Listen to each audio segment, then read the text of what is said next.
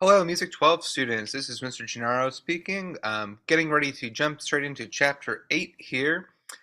This is a good time to kind of recognize something that I try to mention for the course to help frame our thinking, which is that this textbook that we use, Resonances, is very, very good. I love the diversity, the different examples from different time periods that they include, and the different types of music and genres that we experience. But an important thing to recognize is that it is in no way linear. So each chapter, we're going to see things from a variety of different musical eras and different periods in history. So sometimes it's just good to kind of break down where are these ideas actually coming from and how can we categorize them with history as a way of helping understand the trends. So in this chapter, we're going to take a look at listening at home and at court. Now, when we say at court, court does not mean a judge and a jury. A court in this case was an aristocratic palace, maybe something that was ruled over by a king, a duke, a duchess. We're going to look at different examples today of what different courts might have been, but also this idea of music that we listen to at our homes and how that has evolved with the advent of recording technology. But even before we had record players, home stereo systems, iPhones that can play our music for us on our earbuds, people were playing music at house concerts, and we're going to take a look at some of these examples here today. So in this chapter, we're going to look at some examples. We have from the 20th century popular music category, probably the best known rock band of all time, the Beatles. And we're going to take a look at their album, Sgt. Pepper's Lonely Hearts Club Band, which is what we call a concept album. We've already seen this term with Beyonce earlier in the semester. Next, moving to the medieval period, music for personal entertainment. We have medieval troubadours and Trobairitz, and also a sentiment known as fin amours. We're going to take a look at all those. The specific example is going to be from the Countess of Dia, who was born in 1175, and her song called I Must Sing. We're going to continue looking at the court music of the Ottoman Empire, their genre of music we could say called Makam music, and specifically a Saz Semaisi. We're going to look at music from Cemil Bey, who was writing music born in 1843 to 1916. So one of the first people to try to write down music of the Ottoman Empire and really the Turkish people as well. And we're going to look at Samâi Shad. Continuing on into the Renaissance period, we're going to look at music for home and private performances, and most notably John Dowland, who had a very successful career as a music performer, but also as a early music publisher, we could say, someone who was actually getting his music into people's homes by printing it, essentially, an early form of printing. So we're going to look at Lagrime and Flow My Tears, two of his well-known works. We're also going to look at, later in the Renaissance period, we have Barbara Strozzi, who was an Italian composer, and we're going to look specifically at her piece Lagrime Mie, which means My Tears. Continuing on past the Renaissance period, we're going to look at the classical period, and more specifically European court music. We're going to look at Franz Joseph Haydn, who lived from 1732 to 1809, who was an incredibly influential composer, wrote a tremendous amount of music, especially string quartets, and kind of cements the style in many ways.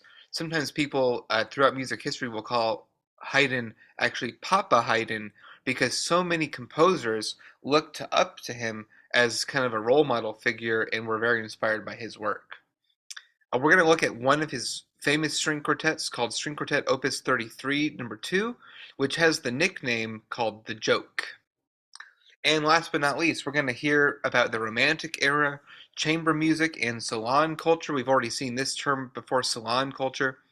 And more specifically, looking at the works of Clara Schumann, and specifically her piano trio in G minor, which is an incredibly beautiful piece of music.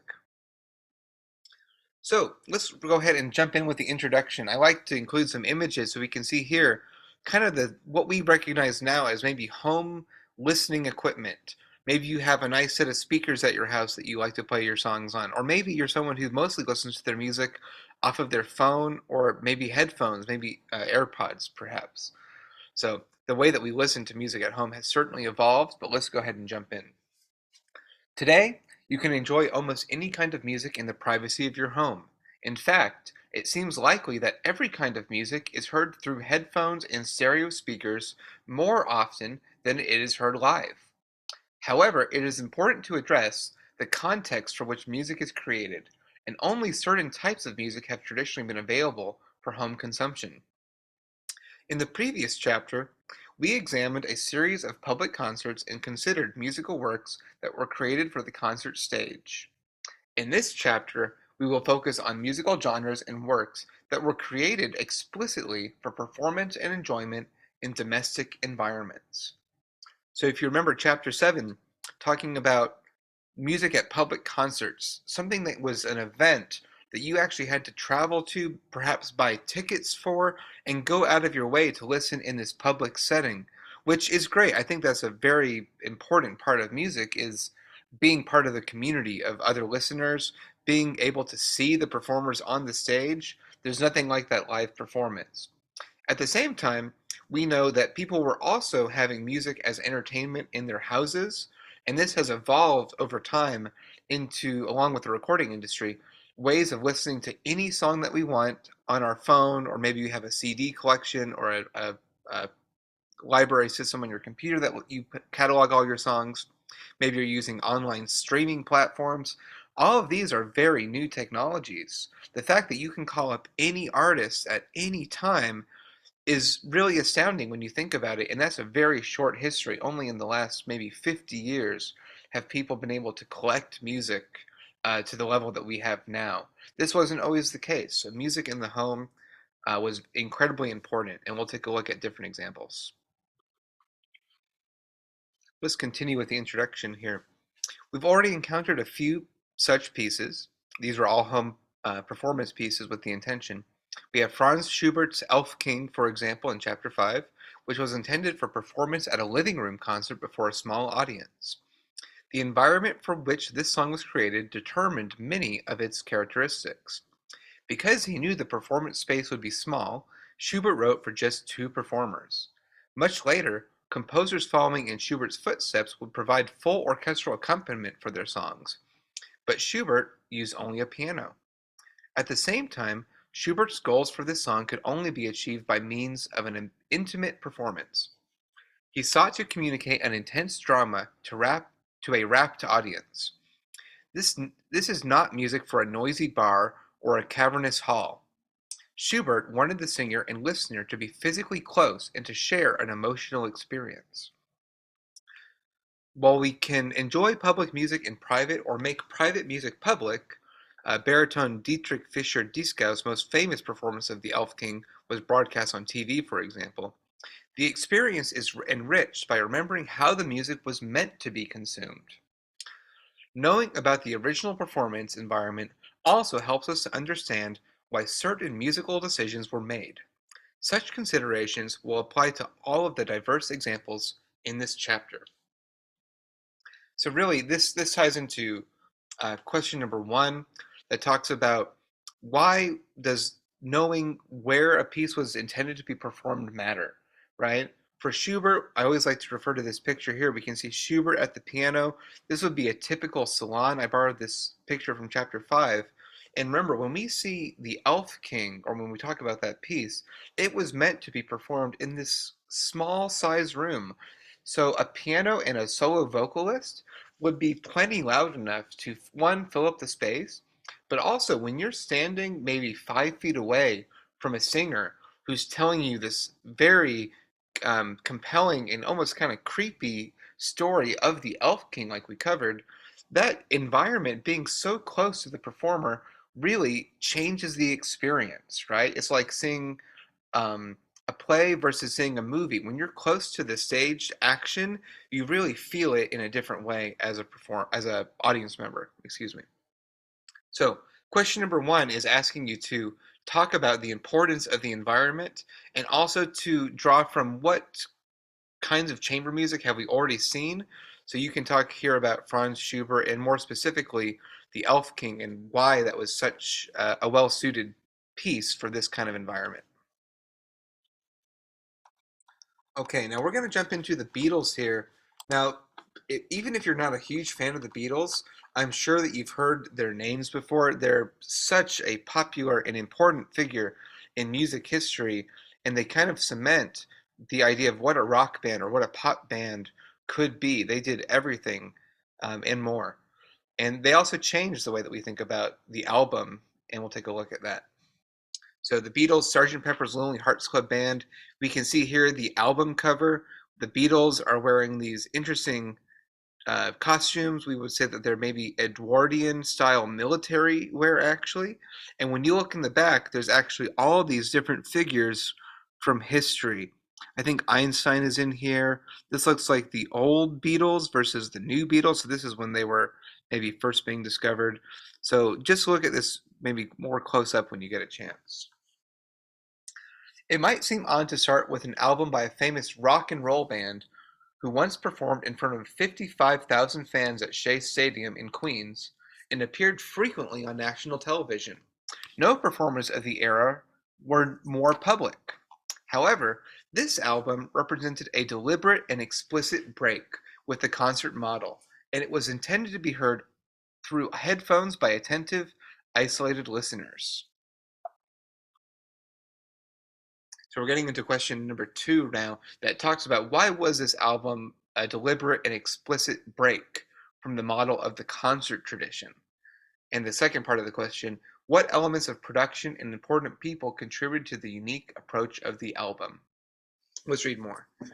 Frequently hailed as the greatest album ever recorded, Sgt. Pepper's Lonely Hearts Club Band in 1967 epitomizes a musical work intended for domestic consumption. So again, domestic consumption just means people would buy the album only and they would play it in their house. In fact, before even recording the album, the Beatles themselves knew that its contents would never be performed publicly. From the outset, according to producer George Martin, Sgt. Pepper's was intended to contain songs that couldn't be performed live. They were designed to be studio productions. With their previous 2 albums, Rubber Soul in '65 and Revolver in '66, the Beatles had matured beyond the rock and roll of their early period. Chronologically and stylistically, Revolver marks the center of the band's career, and discussions of their discography tend to place it near the middle of a transitional period from Rubber Soul to Sgt. Pepper's.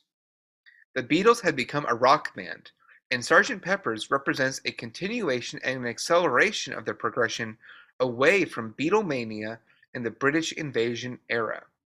So this is interesting. The Beatles, as you might know, started out as this kind of Beatlemania, they call it the British invasion sometime, which was really more of a pop music phenomenon, I would say, than a rock phenomenon. They came over, the crowds went crazy for them, but they were playing songs that were kind of predictable, we could say. They were catchy for sure, but definitely kind of had a very pop vibe, not much experimental, and they were primarily a live performing band. Sgt. Pepper's is this change where all of a sudden they've decided we're never going to perform these songs live. This is something that can only be produced in a studio. So that already talks a lot about question number 2. This had nothing to do with their concert tradition. This was only about creating records and giving the listener an experience that could only be achieved through a studio and played on a record. It couldn't be played live. By the time Sgt. Pepper's was released, the Beatles were well on their way to becoming the most influential band of all time.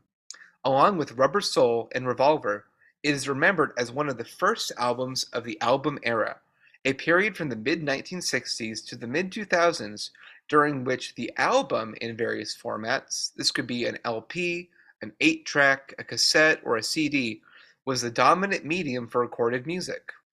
Increasingly, albums came to be seen as more than just cost-effective vehicles for the distribution of hit single compilations, or collections of random songs.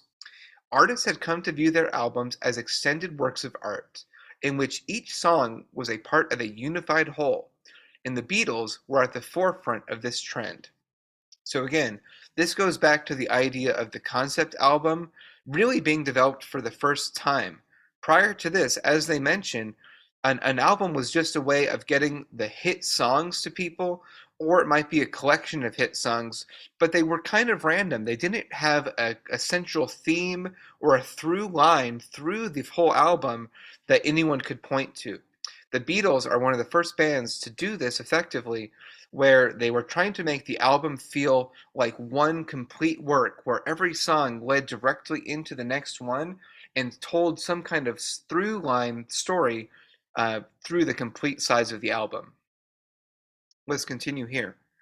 With Rubber Soul, Revolver, and Sgt. Pepper's, the band, producer George Martin, and engineer Geoff Emerick succeeded in creating concept albums that were truly greater than the sum of their parts. At Martin's request, Emerick was named the Beatles' engineer in April 1966, just before the Revolver sessions began. Each album features songwriting that is more sophisticated and explores a wider variety of styles than its predecessor, and each reveals the band's ever-growing desire to experiment with the latest technological innovations. So this might be part of question number 2. Who was involved? You can mention the producer, the engineer. You can also mention some of the technology that's coming in this next bit and on the next slide as well. The impressive production and engineering skills of Martin and Emerick proved invaluable in this latter regard. By approaching the recording studio as another sort of musical instrument, they greatly facilitated the Beatles' attempts to realize their grand musical ideas. Although it took several hundred hours to record, which was an exorbitant amount of time by 1960 standards, Sgt. Pepper's was a huge hit in the Summer of Love, praised not only for bridging the cultural divide between popular music and high art, but also for providing a musical representation of its generation and the contemporary counterculture. So this ties into a little bit of what we learned about in the previous chapter, talking about Woodstock and the countercultural movement that was happening in the 1960s. This album was kind of a bridge between these different worlds of high art, popular music, and counterculture. So already, I love this idea of the recording studio as another sort of musical instrument. Think about all the different ways that you could affect the tracks, ways that you could cut and splice and layer things on top of each other. This was all new technology, and the Beatles really explored these techniques in the creation of this album, Sgt. Pepper's. We're moving on to question 3 now, which talks about what was the vision for the album from Paul McCartney's standpoint. And we're going to look further at what musical and lyrical elements in the opening song, which is also called Sgt. Pepper's Lonely Hearts Club Band, reinforce the premise of the whole album. So let's go ahead and read. On November 19th, 1966, 5 days before Sgt. Pepper's recording session began, Paul McCartney conceived and began developing the idea of an Edwardian-era military band, namely Sgt. Pepper's Lonely Hearts Club Band, whose members would be the Beatles' alter egos. The inspiration occurred suddenly during his return flight to London from a short safari vacation to Kenya with his then-girlfriend Jane Asher and Beatles assistant Mal Evans. In the following, McCartney recounts the episode. So this is how he comes up with the idea of the album. I got this idea. I thought, let's not be ourselves. Let's develop alter egos.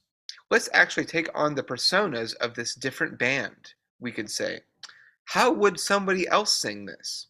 He might approach it a bit more sarcastically, perhaps. It would be a freeing element. I thought we could run this philosophy through the whole album. But this alter ego band, it won't be us making all that sound. It won't be the Beatles. It'll be this other band. So we'll be able to lose our identities in this. Mal and I were having our in-flight meal, and they had those little packets marked S and P. Mal said, "What's that mean?" "Oh, salt and pepper." We had a joke about that. So I said, "Sergeant Pepper," just to vary it. Sergeant Pepper, salt and pepper, an oral pun, not mishearing them, but just playing with the words. Then, Lonely Hearts Club, that's a good one. At the time, there were a lot of those about, the equivalent of dating agencies now. I just strung those words together, rather in the way that you might string together Dr. Hook and the Medicine Show. All that culture of the 60s going back to those traveling medicine men, gypsies. It echoed back to the previous century, really. I just fantasized, well, Sergeant Pepper's Lonely Hearts Club Band. That'd be crazy enough, because why would a Lonely Hearts Club have a band? If I had been Sergeant Pepper's British Legion Band, that's more understandable. The idea was to be a little more funky. That's what everyone was doing. That was the fashion. The idea was just to take any words that would flow. So pretty interesting. I think for this question, the biggest thing you can talk about is the Edwardian era military band, but also this idea of the alter egos and how that frees them up to make new kinds of music because they're not tied to what people think the Beatles have to sound like. It kind of opens the door for creativity, and people will be more accepting of something that's maybe a little bit less conventional because of that. So this is still part of question number 3 that talks about how the first song that we hear really does set this mood or this theme for the album. The scene is set by the opening track, Sergeant Pepper's Lonely Hearts Club Band, which opens with ambient noises intended to create the illusion that a show is about to begin. Martin combined crowd noises he had recorded at a theatrical program with the sounds of an orchestra warming up, which he captured in the studio while recording tracks for use in the album's final song. Of course, the ambient instrumentals aren't quite right. We seem to hear strings at the outset, but they are absent from the song itself, which features typical rock band instruments, electric guitars, electric bass, and drums. Our expectations are soon disrupted, however, when an ensemble of French horns joins the soundscape at the conclusion of the first verse. These are hardly at home in a rock lineup, and it is hard to imagine them being played on stage. The entrance of the horns is greeted by a cheer from the crowd, and crowd sounds punctuate the performance, reminding the listener that they are present, quote, at a live event. McCartney's lyrics, belted in a rock style, also reinforce the setting. He begins by providing a brief history of the band, after which he introduces it by name. Later, with lines like, "We hope that you enjoy the show," "It's wonderful to be here," and "You're such a lovely audience," he clearly establishes the premise for the album. To further solidify the idea that we are hearing a live concert, McCartney concludes Sgt. Pepper's Lonely Hearts Club by transitioning directly into the second song. McCartney introduces a fictional character, the one and only Billy Shears, voiced by Ringo Starr, also of the Beatles, who then launches into "With a little help from my friends" to the sound of applause. At this point, the concert conceit begins to evaporate. We no longer hear the sounds of the crowd, and we are gradually invited to forget the surroundings made real in the opening seconds of the album. While Starr's song is fairly conventional in terms of instrumentation and form, the third song begins the journey that will take the listener far away from the concert stage. So this question was just asking about the first track, Sgt. Pepper's. So you can mention here the use of these crowd sounds. Remember, this was never performed live. So the crowds were added to this performance, again, as an overdub, to make it feel like you're seeing the Sergeant Lonely Hearts Club Band in performance, even though they never had a live show. It's this fictional band that they're using a fictional audience. I think also the French horns tied to this Edwardian era kind of feel of a military band. By hearing these brass instruments, it immediately takes you out of the expectations of a rock band. So that's some good information for number 3, but I would encourage you to listen to this track here, Sgt. Pepper's Lonely Hearts Club Band. This is the video. Listen to this and see if you can actually hear these ideas of the crowd, of the French horns, all these wonderful things that McCartney says that makes it feel like it is a live show, even though it clearly wasn't.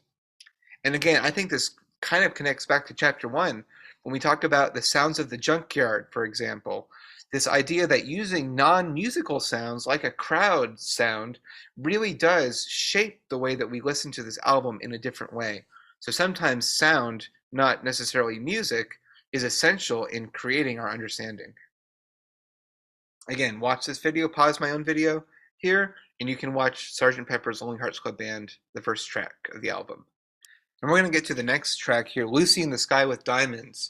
So this is part of Question number 4, I want you just to list a couple interesting musical choices that make up the next 3 tracks: Lucy in the Sky with Diamonds, She's Leaving Home, and Bing for the Benefit of Mr. Kite. They're all very unique and different. So let's go ahead and jump in. Musically, Lucy in the Sky with Diamonds exemplifies the Beatles' artistic maturation over the period 1965 to 67. Its 3 main sections, the verse, the bridge, and the chorus, are all in different keys: A major, B flat major, and G major respectively. This is pretty rare for a pop song to change keys so often. Following a short introduction, this verse, bridge, chorus structure is heard for the 3rd time and is then repeated. A second repetition begins, but this time the bridge is absent. Verse 3 leads directly to chorus 3, which is then repeated through the fade-out. Moreover, the song employs mixed meter. The introduction, the verse, and the bridge, except its last measure, are in triple meter, while the bridge's last measure and the chorus are in quadruple meter, also known as common time. The technique of shifting from triple to quadruple meter, 1 measure before the chorus, is also used to connect verse 3 to chorus 3. Each meter change is accompanied by a noticeable tempo shift.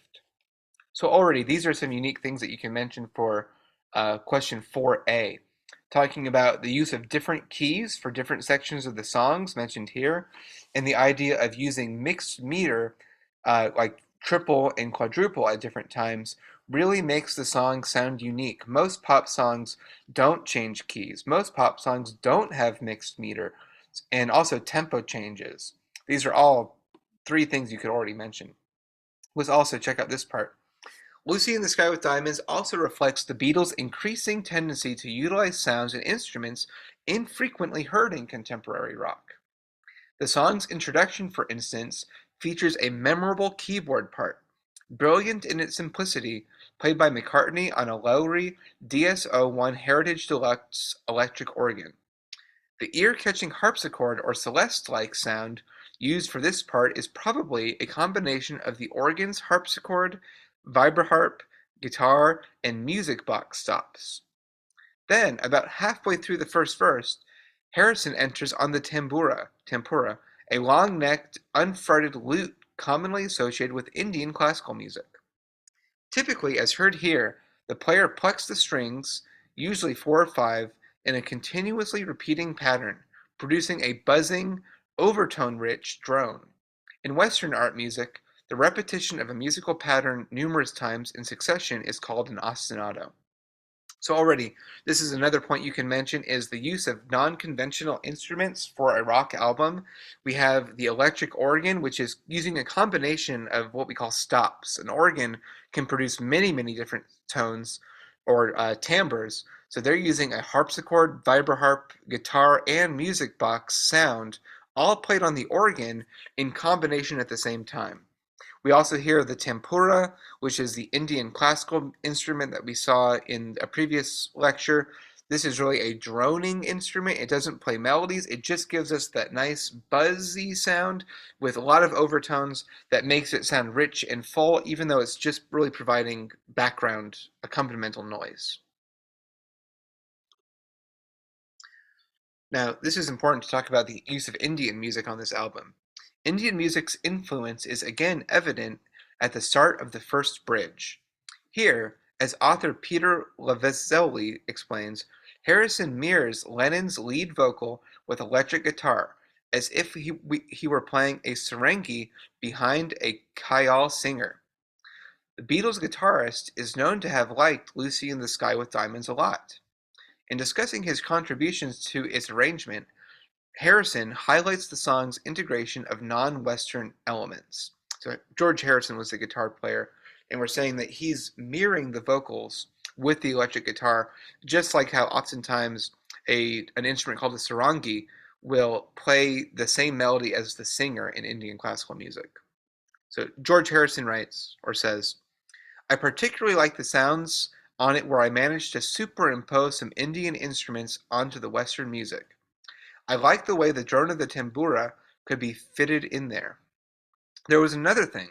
During vocals in Indian music, they have an instrument called the sarangi, which sounds like the human voice, and the vocalist and the sarangi player are more or less in unison in a performance. For Lucy, I thought of trying that idea, but because I'm not a sarangi player, I played it on guitar. I was trying to copy Indian classical music.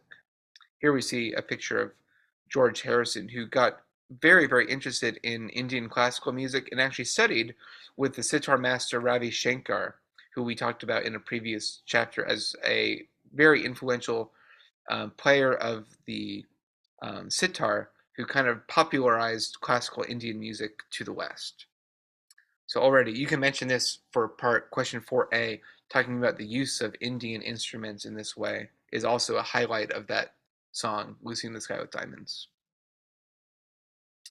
And of course, I hope that you can also listen to the song. These are all classic, and great Beatles songs. So listen to Lucy in the Sky with Diamonds, and you can follow along with this listening chart right here that mentions the use of the different keys as well as the changes to the different meters that you can hear. And they tie these always to lyrics. So if you're someone who maybe you're having trouble hearing the different tonalities of a piece, or maybe hearing the different changes in meter that might happen, this is a great guide in a classic song to listen for it and try to see if you can hear those changes in the rhythm, the meter, and also the key. We will pass over the next two songs, although of course they have many points of interest. Getting Better includes the Indian tambura and an unusual early electric keyboard instrument called the pianette, while Fixing a Hole opens with the sounds of a harpsichord. She's Leaving Home, however, marks the first wholesale departure from the rock band sound, for the accompaniment is provided exclusively by strings. The arrangement for 4 violins, 2 violas, 2 cellos, string bass, and harp was created by Mike Leander, although George Martin was never happy with it. Double tracking on the chorus, a technique by which a melodic line is recorded twice, causes the voice of Lennon and McCartney to multiply, thereby providing a marked contrast with the more subdued singing in the verses. So for this one, this is question 4b, you're going to have to talk about the use of the strings as the primary accompaniment, the use of double tracking, and that's really all that we mentioned right here. You can also listen to it and see what else you might pick up from this track, She's Leaving Home. Now here's question 4c, last one of this section. More extraordinary sounds await the listener in the next song, the lyrics of which describe the activities of circus performers. In seeking to evoke a carnival atmosphere, Martin naturally turned to the instrument most closely associated with the fairgrounds, the calliope, or steam organ. To bring an actual calliope into the studio, however, would have been impossible, so instead he combined recordings of instruments made on site with the reedy sounds of the studio organ. The timbral palette is also filled out by harmonium and 4 harmonicas. So we know the harmonica, of course, but the harmonium is again, an Indian instrument borrowing from Indian culture. It's a keyboard style instrument that actually works like a pump organ. So you pump it with your hand while your other hand is free to play the keys. These instruments and others are heard at the beginning of the track and in 2 extended interludes, each of which transports the listener to the scene being described. The first interlude is in triple meter, an unusual feature since the rest of the song is in quadruple time or quadruple meter. The change is explained by the line preceding the interlude, and of course, Henry the horse does the waltz. Waltzes are always in triple meter. We are hearing the music to which he is dancing, and perhaps seeing Henry in our minds. Again, a horse dancing a waltz. The second interlude has been described by Michael Hannon as having been designed to conjure up the giddy experience of a hallucinogenic carousel ride. Any listener is likely to confirm this view, for Martin has overlaid a dense tapestry of recorded calliope sounds that fail to line up to the pulse in a meaningful way. The effect is dizzying. So again, the idea of using the studio comes into play here. For this song, you can mention the timbral palette of the instruments that are designed to basically copy the sounds of a huge calliope steam organ, but because they couldn't have them in the studio, they used these substitutions. The studio reed organ, which is much, much smaller, a harmonium, and also the harmonicas. That's pretty interesting.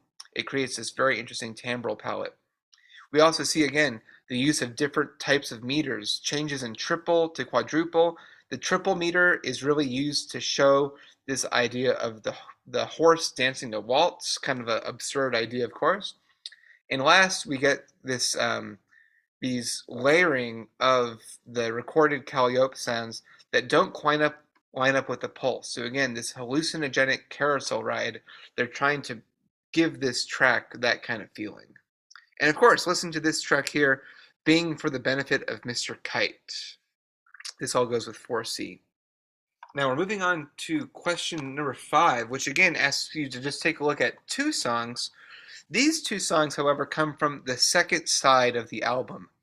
Now, one thing to mention, because a lot of us don't use old school albums anymore, is that an album would always have two sides. So you could record sound to one side of the track, but then if you flipped it over, it would be the second side of the album. So basically, half the songs are on the first side, the other half are on the second side.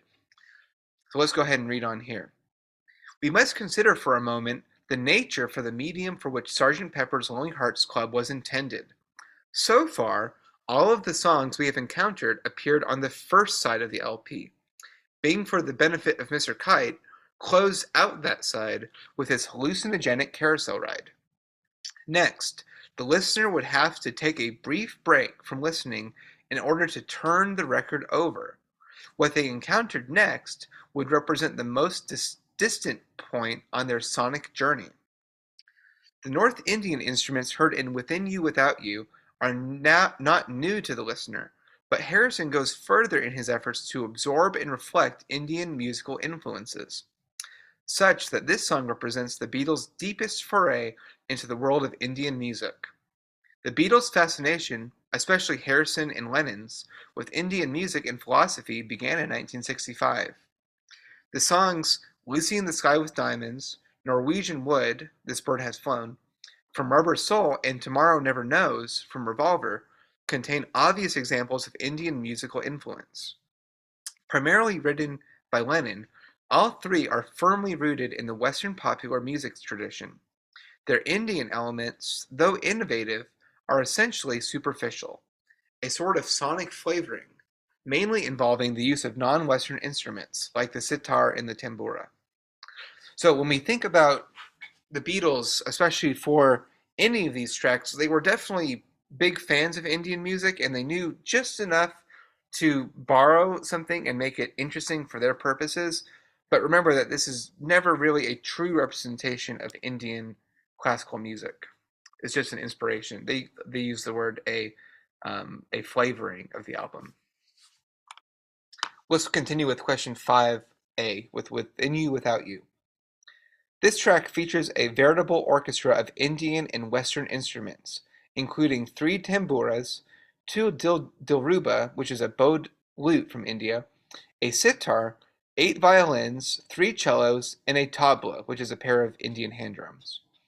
The unusual scales on which the melodies are based reflect Indian influence, as is the fact that the entire song is rooted in a persistent drone.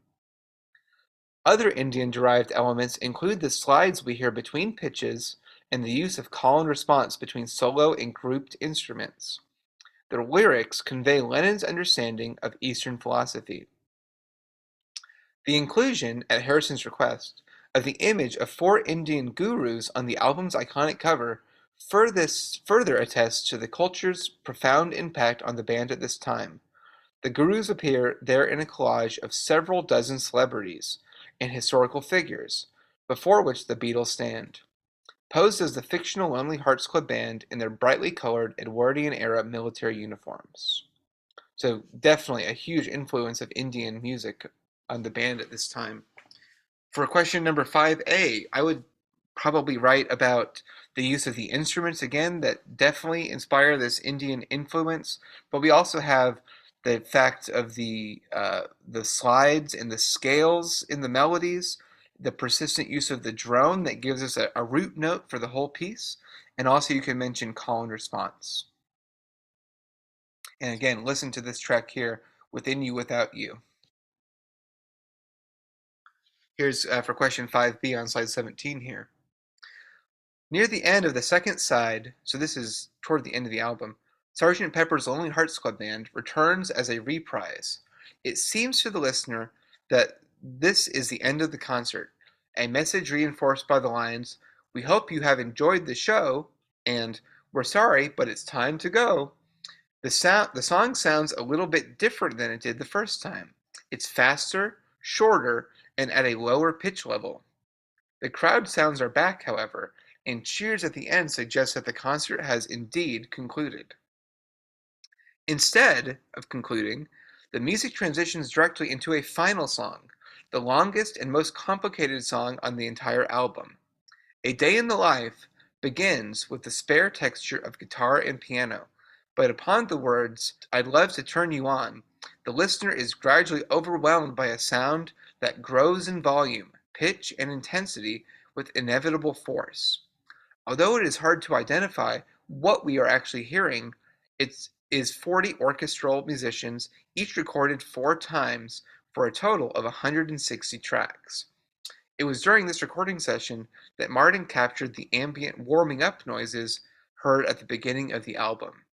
So when you listen to this track, you'll definitely hear this sudden moment after he says this line where we hear this intense, overwhelming sound that is actually a 40-person orchestra recorded 4 times. So it's really just the sound of the orchestra warming up, but it creates this very, very interesting sound that kind of transplants you away from anything else that you had been listening at this point. Following the climax of the crescendo, again, crescendo is increasing in volume, we are returned to what seems to be a totally different song. It certainly bears little relation to what preceded the orchestral noise. This time, the words, "I went into a dream," cue the return of orchestral instruments, which now underpin McCartney's floating vocals. The next section brings back the opening material, which again spills into a cacophonous orchestral crescendo. This time, however, it is followed up with a piano chord. In fact, a thrice overdubbed recording of 3 musicians playing 3 pianos that slowly fades away over the course of 43 seconds. The last thing we hear is some incidental studio chatter, which was originally cut into the outer grooves so that it would loop indefinitely until the listener lifted the tone arm off of the disc. So there's a lot to talk about for this track. Again, they say it's the longest and most complicated song on the whole album. You can mention the use of this orchestral noise at different times that basically acts as a transition from one song into another, even though this is all part of A Day in the Life. Okay? And this happens a couple times. One, from the transition from the reprise of Sgt. Pepper's Lonely Hearts Club Band. We think the show is ending, but then all of a sudden we're transported once again through this orchestral crescendo, this overdubbed crescendo, that transports us to a different place in the song. You can also mention here the studio chatter. This is really interesting. So again, back to how a record works. This record had a very unique cut made into the outer groove. So when a record is typically played, it would start in the middle and it would work its way outward until it finally hits this edge where there is no sound. So that it would tell the record player to lift the arm up and remove the needle from the record itself. This was different. They had an extra groove cut into the outer edge so that instead of going to the side where the record player would think that it was over, it would loop the same thing over and over. And what it's looping is actually this incidental studio chatter. It's almost nonsensical words, but again, imagine the surprise. You're expecting the album to end, and all of a sudden you're stuck with this loop. It would really be a disorienting feeling. So this recording on YouTube here is great because they include a little bit of this incidental noise at the end that is just looping. They let it loop a couple times for the purposes of this video, but in real life, this would loop forever until you finally lifted the tone arm off of the record itself. Pretty interesting. So there's a lot to talk about here for question number 5B, for A Day in the Life. Okay, we're going to wrap up the Beatles here in a moment, but let's just cap it off by talking about the legacy of this band. Few musical works in history have enjoyed the success of Sgt. Pepper's Lonely Hearts Club Band. After reaching number 1 on the UK's official albums chart on June 10, 1967, it remained there for 23 consecutive weeks. In the US, Sgt. Pepper's began a 15-week run atop the Billboard 200 album chart on July 1st, 1967. Since that time, it has spent hundreds of weeks on both charts. Meanwhile, critical assessment of the album have remained almost universally positive for more than 5 decades. To this day, its few negative critics are attacked as heretical pariahs, often publicly shamed by their colleagues. That's funny. As author Jonathan Gould explains, the critics' seemingly endless heaping of praise on Sgt. Pepper's began immediately after its release. He writes, "The overwhelming consensus was that the Beatles had created a popular masterpiece, a rich, sustained, and overflowing work of collaborative genius, whose bold ambition and startling originality dramatically enlarged the possibilities and raised the expectations of what the experience of listening to popular music on records could be. On the basis of this perception, Sgt. Pepper's became the catalyst for an explosion of mass enthusiasm for album-formatted rock that would revolutionize both the aesthetics and the economics of the record business in ways that far outstripped the earlier pop explosions triggered by the Elvis phenomenon of 1956 and the Beatlemania phenomenon of 1963. So, quite a big shift here. After Sgt. Pepper's, people expected a little bit more from their albums. They wanted things that were more like a concept album, even if they weren't quite as radical as the Beatles. But also, it kind of proves that a band did not have to go on tour to be well known and to make money. So these albums are a huge step forward for artists at this time in pushing their creativity, but also giving them a new model in which to work with. Sgt. Pepper's has garnered a vast multitude of accolades. At the 10th Annual Grammy Awards celebration in February 1968, which honoring the 1967 releases, for example, it became the first rock album to be named Album of the Year for the Beatles and producer George Martin. Sgt. Pepper's also received 3 other Grammys that night: Best Contemporary Album for the Beatles and Martin, Best Engineered Recording for Non-Classical for engineer Geoff Emerick, and Best Album Cover Graphics Artists for art directors Peter Blake and Jan Hayworth. So really 4 Grammys there. The Library of Congress added the album to the National Recording Registry in 2003 in recognition of its cultural, historic, and aesthetic significance. And in 2012, Rolling Stone ranked Sgt. Pepper's number 1 in its list of the 500 greatest albums of all time.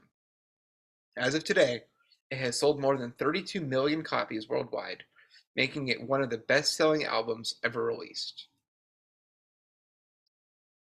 So quite a lot of fame for the Beatles, of course. Okay, that's ending our section on the Beatles. Now I'm going to encourage you guys, this week's homework has a couple more questions than usual, so maybe you want to pace yourself. Instead of trying to do all the homework question in one sitting, maybe try taking a break and then regrouping before we jump into question 6 here and moving on to a completely different era of music, talking about the medieval era and more specifically, the works of medieval troubadours. Let's continue though. For question 6 here. For most of history, of course, intimate music making has required live performers. As a result, various traditions of song accompanied by one or a few acoustic instruments have arisen in various periods and places. We will examine several of these, beginning with the first secular, which means non-religious song, repertoire ever to be written down, that of the medieval troubadours, who wrote songs in what is now southern France. So we're going to look at how people have always been writing songs and using instruments to accompany them. We're going to look at the medieval troubadour tradition, and more specifically, Countess of Dia and her song called I Must Sing. In historical terms, troubadours were not professional musicians. They were noble men and noble women who wrote and performed courtly songs for their own entertainment. The term troubadour comes from the Provençal language, which has spoken which was spoken in the Duchy of Aquitaine. Troubadour literally means one who finds, and was used to describe the works of poets who were understood not to create their works, but to discover them. Troubadours certainly dedicated most of their energy to crafting elaborate verses, but these were always set to music and sung, not recited. So again, for question 6, asking what is the origin of the word troubadour, it literally means one who finds in the Provençal language, which is similar to French now.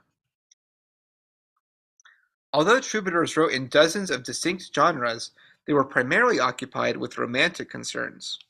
The most significant form of troubadour song was the canso, which expressed the courtly sentiment of fin amours, which is refined love.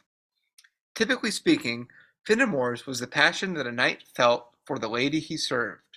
This passion was romantic and all-consuming, but it could never be satisfied, for the knight was pledged to serve his master and mistress, an obligation that precluded the possibility of intruding upon their marriage. Instead, the knight would suffer in song, lamenting the impossibility of winning the woman he desired, but finding solace in dedicating his life to her service. This ideal of unrequited passion was at the center of Aquitanian courtly life, which is in modern-day France. As we see when we examine the biographies or vidas of the troubadours, these short narratives, which were only loosely grounded in historical truth, include few details about the troubadour's work or life.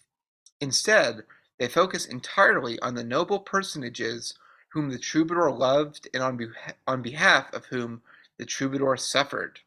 So these are essentially love songs of unrequited passion. And this idea of the Vita is really an account of the troubadour's life that was often done in short narratives or short songs. Take, for example, the Vita of Bernard of Ventadorn, the most famous of all the troubadours. His rather long Vita is dedicated entirely to his romantic life. It tells us how he first loved the wife of the Viscount of Ventadorn, about whom he wrote all of his songs. Upon the discovery of his passion, however, Bernard was dismissed and joined the court of the Duchess of Normandy, with whom he fell in love, of course, and about whom he wrote many more songs. Upon her departure for England, Bernard reportedly entered an order of monks and died of a broken heart. Sad. Although troubadours are best remembered for their celebrations of idealized romantic suffering, they also sang about more earthly love affairs. The Alba was a song about lovers interrupted by the dawn, and the return of the woman's husband, while the Serena concerned a lovely, impatiently in waiting, sorry, while the Serena concerned a lover impatiently awaiting his partner's arrival in the evening. In a pastorella, a knight suggested to a peasant girl that they make love. Sometimes she acceded, sometimes she did not. In sum, the repertoire makes it clear that troubadours didn't spend all of their time yearning for unobtainable aristocrats. The troubadours were active throughout the 12th century, while the Duc d'Aquitaine flourished. During this period, their tradition was primarily oral. They wrote songs in their heads and performed them from memory, and those songs were then carried from place to place by minstrels who learned them by ear. In the early 13th century, however, an effort was made to preserve the songs of the troubadours, which is when the Vedas were recorded. In addition, hundreds of poems and a smaller number of melodies were collected in richly embellished manuscripts. However, the need to preserve a fading tradition is not the only reason that the songs of the troubadours became the first secular music to ever be recorded.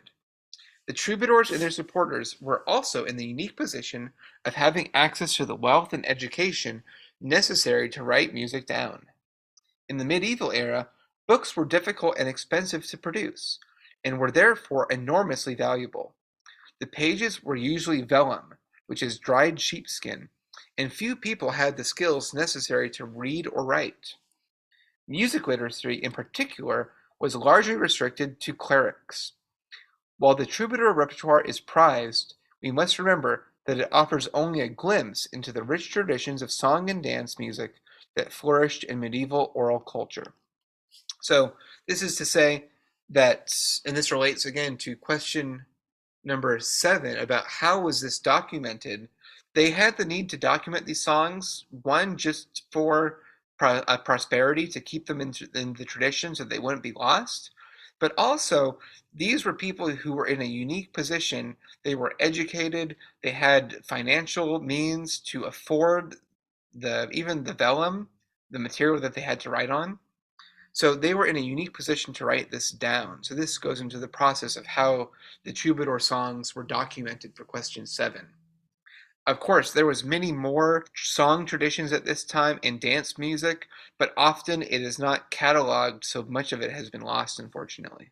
Although the songs of the troubadours were indeed preserved, we still have only shadowy ideas about what this music sounded like.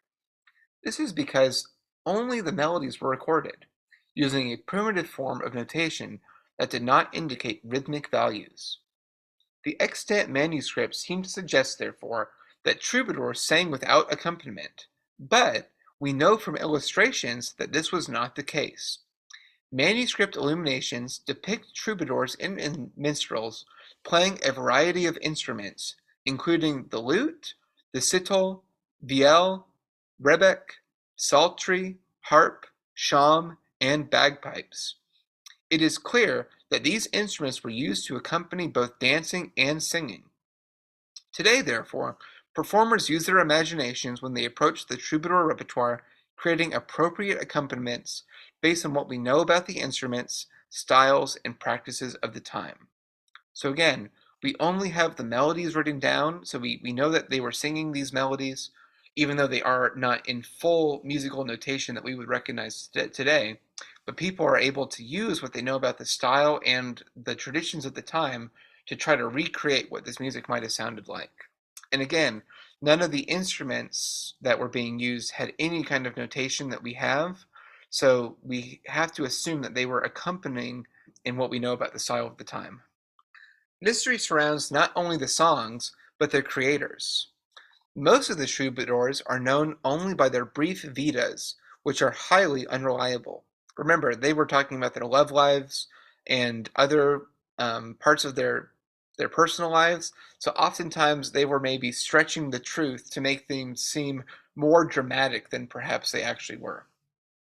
This is certainly the case of the Countess of Dia, who authored the canso that we will examine. Her vita reads as follows. The Countess of Dia was the wife of Lord Guillaume of Poitou, a beautiful and good lady. She fell in love with Lord Rambert of Orange and composed many good songs about him. This vita certainly tells us all that the author felt we needed to know. The Countess was beautiful and good, attributes commonly assigned to noble women. She loved a man who was not her husband, and she wrote songs about him. Unfortunately, scholars have been unable to identify the Countess, although competing theories thrive. And here we see a depiction of the Countess of Dia. So this moves into question number 8. Who was the Countess of Dia? How does I Must Sing follow the normal expectations of a canso? What are some other of its important musical characteristics? The Countess of Dia's I Must Sing is the only song by a Trobairitz, the female counterpart to a troubadour, to survive with music. However, it is clear that Trobairitz thrived in the courts of Aquitaine, where woman and man enjoyed relative equality.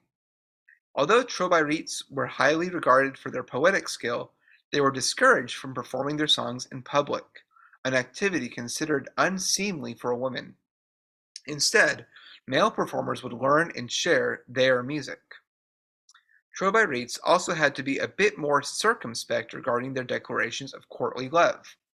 While troubadours could be fairly explicit, Trobairitz sang in more general terms about the suffering that unrequited love caused them to endure.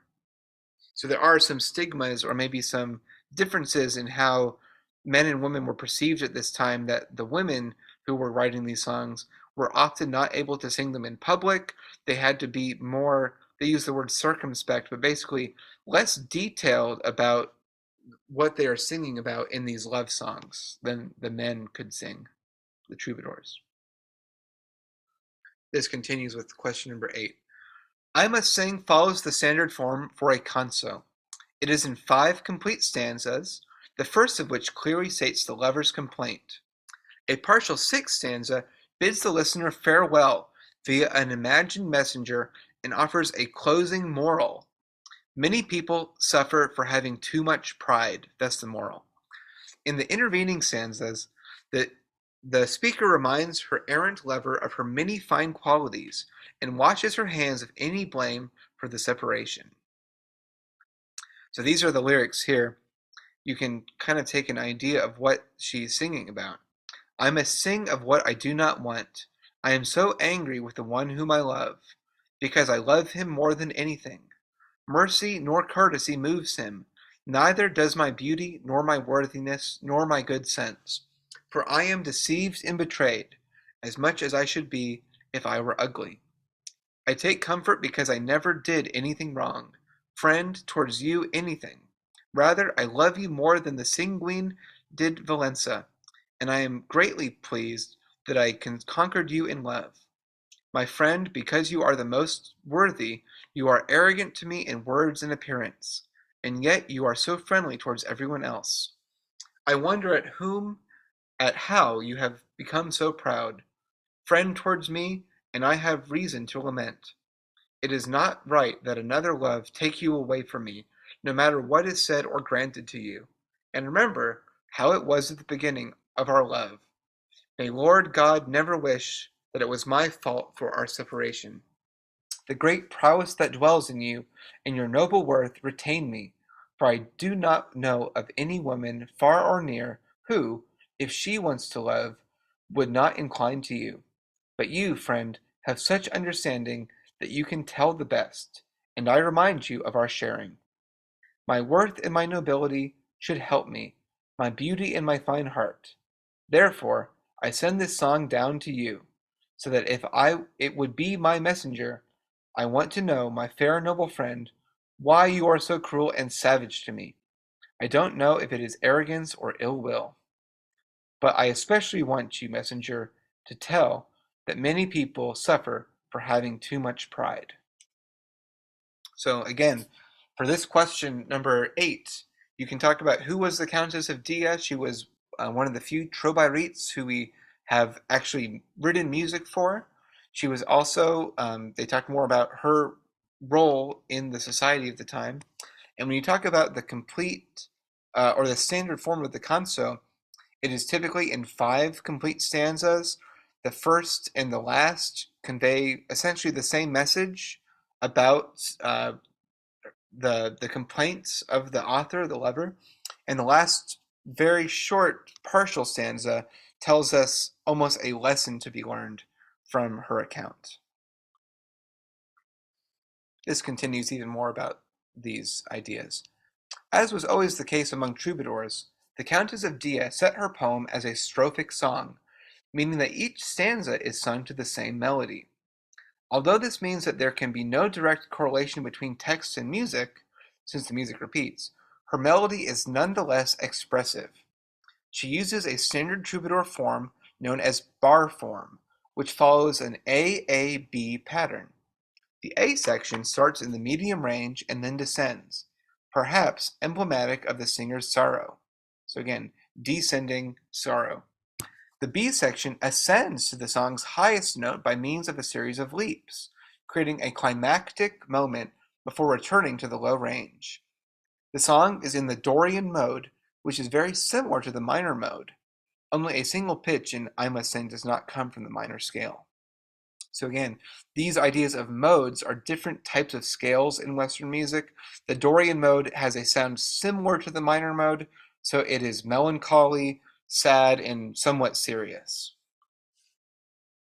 In order to demonstrate the variety that characterizes modern performances of troubadour songs, we will consider 2 recordings of I Must Sing. The first is very simple. The female singer begins without accompaniment but she is joined by a harp in the second A phrase of the first verse. The harp continues to play for the remainder of the performance. It provides simple harmonies, alternating between two chords derived from the pitches on which the phrases of the melody end. The singer chooses her rhythms based on the meaning of the text and the sounds of the words, while the harp follows her phrasing. This rendition could easily be performed by a single musician accompanying her own singing, just as we know these songs were often performed in the troubadour era. The second recording is more complex. First, we hear fragments of the melody played on a variety of stringed instruments, including lute, harp, and the bass viol, which is almost like a cello.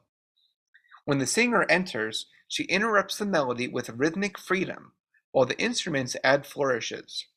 In between verses, instrumental interludes feature a variety of percussive pulse and the sounds of the ney flute and kanun zither, which performed a metered version of Dia's melody. So we're going to hear kind of a contrast, instrumental interludes from new instruments, percussion, a flute called the ney, and also a zither called the kanun. Both the ney and the kanun, along with several other instruments heard on this recording, will be discussed in the next section, which addresses court music of the Ottoman Empire. The music director who created this recording, Jordi Savall, is renowned for his recreations of medieval European song using the instruments and performance techniques associated with Middle Eastern music of the same era. It is likely that the two musical traditions had many common elements in the 12th century. While troubadour practices were eradicated, however, those of Middle Eastern courts have persisted into the present. So for question number 9, I'm hoping for you to listen to both recordings of I Must Sing. The first one is more simple and has some basic instrumental accompaniment. The second version has a little bit more complexity to it with the instruments that are being used and the variety of textures that we hear. So this question is really all about listening for musical texture, which is something that I hope that you are all starting to become more familiar with. The musical and textures include monophonic, homophonic, heterophonic, and polyphonic. So you might have to go back to chapter number 2 if you want to learn or review these terms, but listen to these two tracks and talk about how do the textures different in these two different recordings of the same song. Now we're moving on to question number 10, which is why are modern recreations of medieval European troubadour music inspired by the court music of the Ottoman Empire? So part of this was even covered on the previous slide. One thing is that the instruments are often very, very similar, and elements of the music between these two cultures were not very different at this time between Europe and the Ottoman Empire. So let's go ahead and continue with question number 10 here on slide 30. We will be taking a look at the court music of the Ottoman Empire, which is pictured here in this illustration. More specifically, Tamburi, Cemil Bey, and his piece Samâi Shad Araban. Where there are powerful rulers, there is music. We might select examples of court music from any of the great empires of history, for all have used music to advertise power, signify elite status, invest ceremonies with dignity, ornament daily life, and entertain guests. So again, the whole chapter is about why has music been created for these home or these more intimate environments. This is a great historical record of why this was done. Many relevant instances are discussed elsewhere in this book. Claudio Monteverdi's Orpheus, for example, was designed for the Gonzaga court at Mantua, while the Jali of West Africa were principally occupied with serving the Mandinkan aristocracy. Here, however, in keeping with the focus of this chapter on unstaged chamber music intended for small spaces and private audiences, we will consider a tradition that developed in the courts of the Ottoman Empire. This example will also help us to understand how troubadour songs, discussed in the previous section, are interpreted by performers today, for they often incorporated the instruments, textures, and ornamentation of Middle Eastern court music.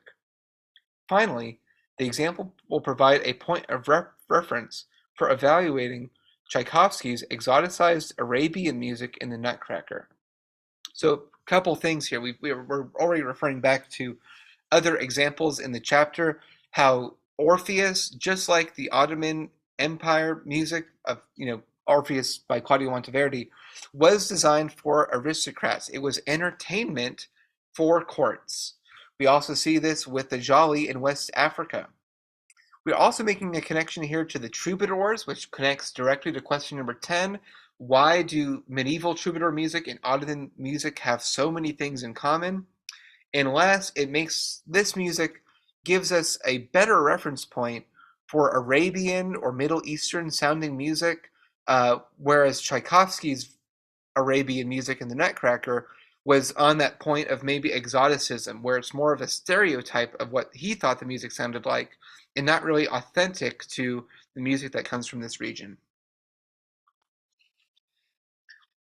The Ottoman Empire was founded in 1299 by the Turkish tribal leader Osman I.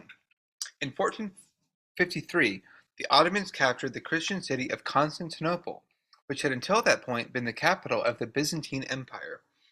Renamed Istanbul, the city became the capital of the Ottoman Empire, a centralized seat from which the Sultan, Arabic for supreme authority, could expand his reach. The Ottoman Empire achieved the heights of his power in the late 16th century, at which point it extended from Central Europe across North Africa and well into the Middle East. The 19th century, however, saw the empire's gradual decline, as it ceded power and territory to its neighbors. Following the Great War, later named World War I, the empire was formally dissolved and ultimately replaced by the Republic of Turkey in 1923. For several centuries, however, the Ottoman Empire mediated between European powers in the Far East. The western border of the empire came very near Vienna, which was a major European political and cultural center in the 18th and 19th century. We saw this with opera too, that it was a huge um, center here in Vienna. As a result, Ottoman music had a significant impact in Europe. The Ottoman military band tradition in particular can be identified as the precursor to Western marching bands, while composers like Mozart and Beethoven frequently referenced Ottoman instruments and styles in their music. So here we see definitely a huge influence of and cross-cultural influence between the Ottoman Empire and also Europe. The Ottoman Empire certainly cultivated rich musical traditions. Here, we will examine the most elite of those traditions, Makam music, which was performed for and sometimes even created by the Sultan and members of his court. As in most great empires, the Ottoman rulers sought to manage cultural diversity, not eradicate it. As the empire absorbed citizens from 3 continents, it simultaneously assimilated their cultural traditions. Ottoman musical practices, therefore, reflected Byzantine, Armenian, Arabic, Persian, and even European influence. The term makam is itself derived from the Arabic makam, which describes a system of musical modes. In European music, modes are referred to as scales, the most prominent of which is used today are major and minor. A makam, however, is more than just a scale. To begin with, there are many more makams than there are European modes, between 60 and 120. They are difficult to count because makams are always coming and going. An individual makam might fall out of use, or a new one might be developed. So we're moving into question 11 territory here, where I thought it would be helpful to break down 5 of these terms. So the first one is makam. When you reference a makam, you can call it a musical mode, but really it's a system of musical modes. And it also refers to a individual makam, which is like a scale, but has even more definitions to it. We're going to get more into it right here. The number of makams is so high because each contains a great deal of information about how music associated with it is expected to sound. A makam determines not only pitches, but characteristic melodic motifs, ascending and descending melodic patterns, phrase endings, and the specific tuning of individual notes.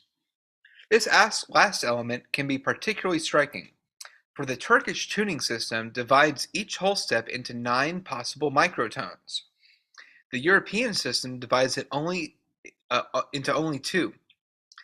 A note that is meant to be just slightly flat or sharp, therefore, will sound out of tune to a Western ear, even though the performer has in fact placed it with perfect precision.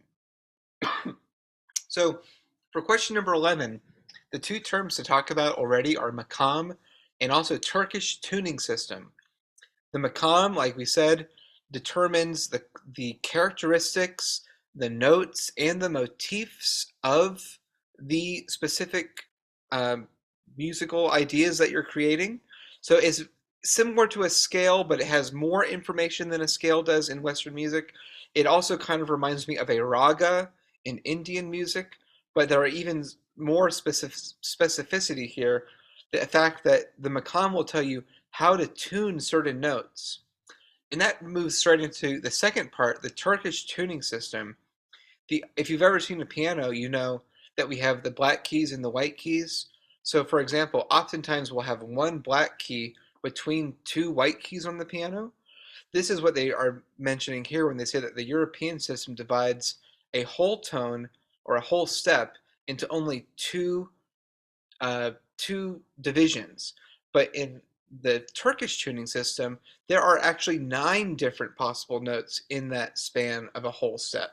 So this means there are many, many more possible notes that can be tuned, which the Turkish ear or the Ottoman ear could have heard. And when you get used to listening to this music, it might sound flat to you or sharp to you, out of tune at first, but the more you listen, you can actually learn to appreciate how these slight differences in tuning change the way that we perceive the music.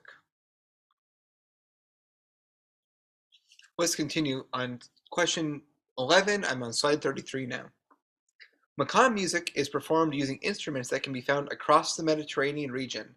These include the oud, a type of lute, the kanun, a plucked zither, the ney, which is an end-blown reed flute, and the rabab and kemençe, which are both bowed fiddles. Although these last instruments have been completely replaced by the violin. So over time, the rabab and the kemençe started to fall out of fashion in favor of the violin. So we see here again the European influence. The violin historically comes from Italy, actually. So this has taken over and actually become a transplant into the Ottoman musical culture. Percussion instruments are also important, for they mark the rhythmic cycle known as the usul. This is part 3 of question 11. These instruments include the pair of a pot-shaped drums called the kudum drums, the bendir, which is a circular frame drum, I own one of those, and the def, which is related to the tambourine. In the performance of makam music, only one of each instrument is typically present, and their unique timbres are easy to discern in the texture. So for usul, you can say that the usul is the rhythmic cycle, and the percussion instruments are used to mark or to imply that usul rhythmic cycle. Ottoman musicians organized their court performances into suites of individual pieces. Such suite is known as a fasil. This is also part 4 of 11. It might contain 6 or 8 pieces, all in the same makam, totaling about 30 minutes of music. So a fasil is a suite of pieces. It's like a collection of songs that would all be in the same makam. It basically is like creating a concert program, you could say. A traditional fasil is full of variety, just like a concert. It contains different types of songs and several vocal and instrumental improvisations. Although most of the pieces feature a singer, the fasil starts and ends with lengthy selections for the instrumental ensemble. The introductory Pesrev is slow and stately, while the concluding Saz Semaisi contains passages in a lively dance tempo. So here you can talk about the fasil, the suite of 6 or 8 pieces that are all in the same makam. They are traditionally have variety in them, just like a concert would have had in Europe later on that we learned in the previous chapter. Variety of different types of songs. several vocal pieces, and also some instrumental improvisation. This is very similar to European concerts at this time as well, or later on. The last part of this question, the Pesrev and Saz Semaisi. The Pesrev is an introduction.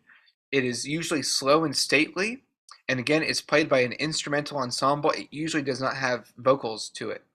The concluding song is called a Saz Semaisi, and it contains passages that are lively and at a dance tempo, so much more upbeat than the Pesrev. We will consider a famous Saz Semaisi composed by Tamburi Cemil Bey, 1843 to 1916. Cemil Bey was famous for his virtuosity as a performer.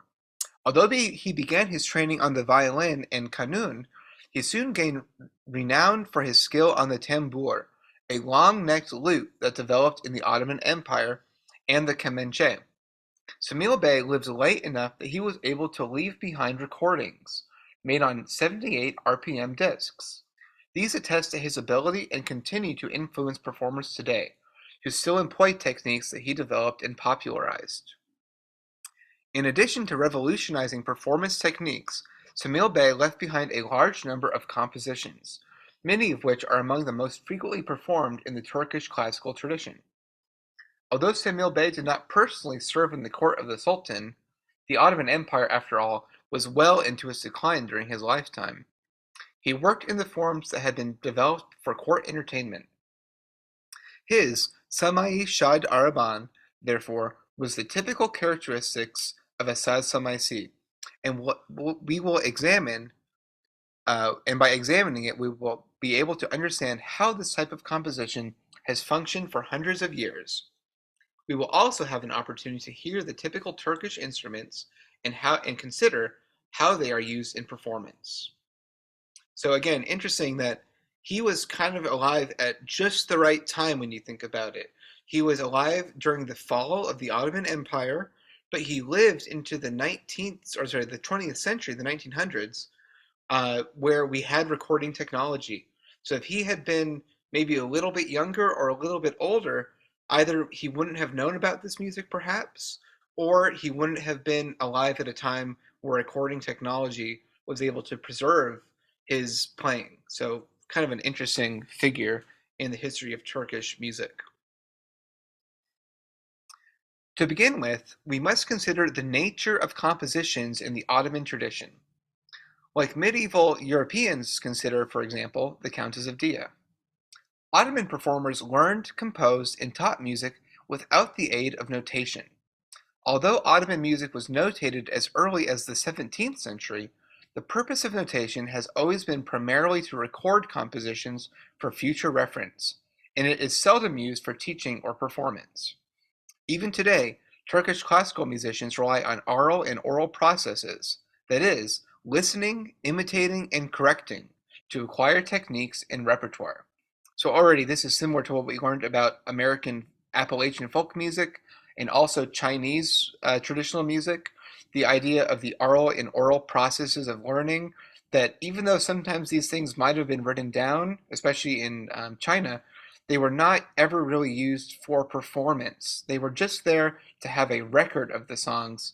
They are really taught, learned, and performed by memory, passing on from tradition by learning and replicating. A typical characteristic of music in oral traditions is variation.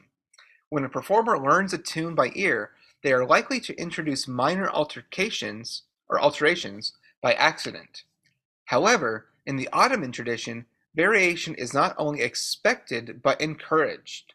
The composer expects individual performers to interpret the melody in a way that reflects the characteristics of their instrument, their training, and their own personal preference. As a result, while a performance of Samâi Shad Araban is always recognizable, no two musicians will play exactly the same notes. And here we see a picture of the kanun,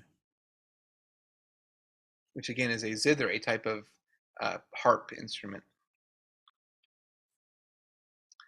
Another type of variation emerges due to the norms of Ottoman performance practices. A piece of music such as Clara Schumann's Piano Trio in G minor which will be discussed at the end of this chapter, is intended for a specific assortment of instruments, a piano trio, which is one piano, one violin, and one cello. Schumann also used notation to indicate exactly what each performer is supposed to do in the performance. So we'll look at this piece at the very end of this chapter, but this kind of talks about the music that is meant to be played the same way every time due to the composer's instructions, but also even the specifying of the instruments. Clara Schumann's piano trio is always played for piano, violin, and cello. In contrast, however, compositions in the Ottoman tradition can be realized using any permutation of the classical ensemble. Samâi Shad, therefore, can be performed as a solo or by an ensemble. A typical performance will feature about 6 performers, with only one playing each of the instruments described above. However, a rendition by a smaller or larger ensemble is perfectly viable. And just to represent that, I've included this video right here. Jump ahead just a little bit to see a duo performance of this piece, Samâi Shad, which demonstrates a smaller ensemble version of the same piece. So this is a version for just the oud and a bendir, a type of frame drum. Also very beautiful. This flexibility is a characteristic of the heterophonic texture of Ottoman classical music, in which all pitched instruments play essentially the same melody. So again, coming back to texture, we would call this heterophonic. Samâi Shad, for example, can be transcribed, written down on staff notation, as a single melodic line. However, no two instruments play exactly the same pitches. Sometimes the variations have to do with the technical limitations of the instrument. A rabab player, for example, can slide between pitches, while a qanun player cannot. Other variations have to do with training or personal preference, as described above. The result is a complex musical texture in which the listener can easily perceive a core melody, even as the performers constantly alter that melody with diverse shadings and ornaments. And this last sentence here, I think, is the best way of explaining what a heterophonic texture actually is. We're all playing the same melody, but because we're approaching it from different ways, it's going to have slight variations, but the result is still the full song that is recognizable. So this gets into question 12, where they ask about, for a Samâi Shad, what are some of the characteristics of these? We can say one is the heterophonic texture that is mentioned here. And again, this is a picture of the kemençe, a small pear-like fiddle that was used in Turkey. We will hear all of this in our recording of Samâi Shad. First, however, we must consider the typical characteristics of a Saz Semaisi. Remember that a Saz Semaisi, you talked about in the previous question, question 11, is the concluding part of the facile. It's a closing song that is usually at a faster tempo and almost has a lot of dance rhythms set to it. In terms of form, a Saz Semaisi always features a repeated melodic refrain known as a teslim. So this is, again, part 2 of question 12. That follows upon a series of disparate melodic passages, each of which is termed a hane, or house. The form of Samâi Shad can be summarized as A, T, T stands for teslim, B, T, C, T, D, T, in which T stands for teslim, is the refrain. So when you talk about, for question 11, we've already covered heterophonic texture. Now we're getting into teslim. Teslim is a melodic refrain. It's a melody that keeps coming back, almost like a refrain between each of these hanes, which means house. So it's a whole nother section, main section, then the teslim, B, melody, then back to the teslim. While each of the hane are melodically distinct, the D hane is markedly different from the others. To begin with, it contains a great deal of internal repetition. Each of the first 3 melodic phrases is repeated at least once. Most striking, however, is that it is in a different meter. While the predominant usul, or the meter, of a Saz Semaisi consists of a cycle of 10 beats in a moderate tempo, the usul of the D Hane has 6 beats and is performed at a significantly faster tempo. As a result, the penultimate passage of Samâi Shad is more energetic and exciting than those that preceded it. This makes the Saz Semaisi a good piece of music with which to conclude a suite, for it always comes to a rollicking finish. So again, what they're saying is we have a 10-beat usul, or a 10-beat cycle, for the A, B, C, but the D section changes to this 6-beat cycle. So it's going to feel as if the rhythm is moving more quickly, and also the tempo is actually faster too. The melodic instruments in a recording are the violin, ney, oud, and kanun. Because the timbre of each instrument is so different, it is fairly easy to pick the various instruments out of the texture. In addition, each adds unique improvised ornaments. The kanun player periodically contributes the melodic flourishes and rhythmic elements that are not played by the other instruments, while the violin player emphasizes their ability to slide between the pitches. The oud is foregrounded near the end of the performance, when it renders a solo version of the Teslim before we hear it one last time from the entire ensemble. So again, you can talk here a little bit about question 12, part 3, mentions here the specific usul of this piece, Samâi Shad.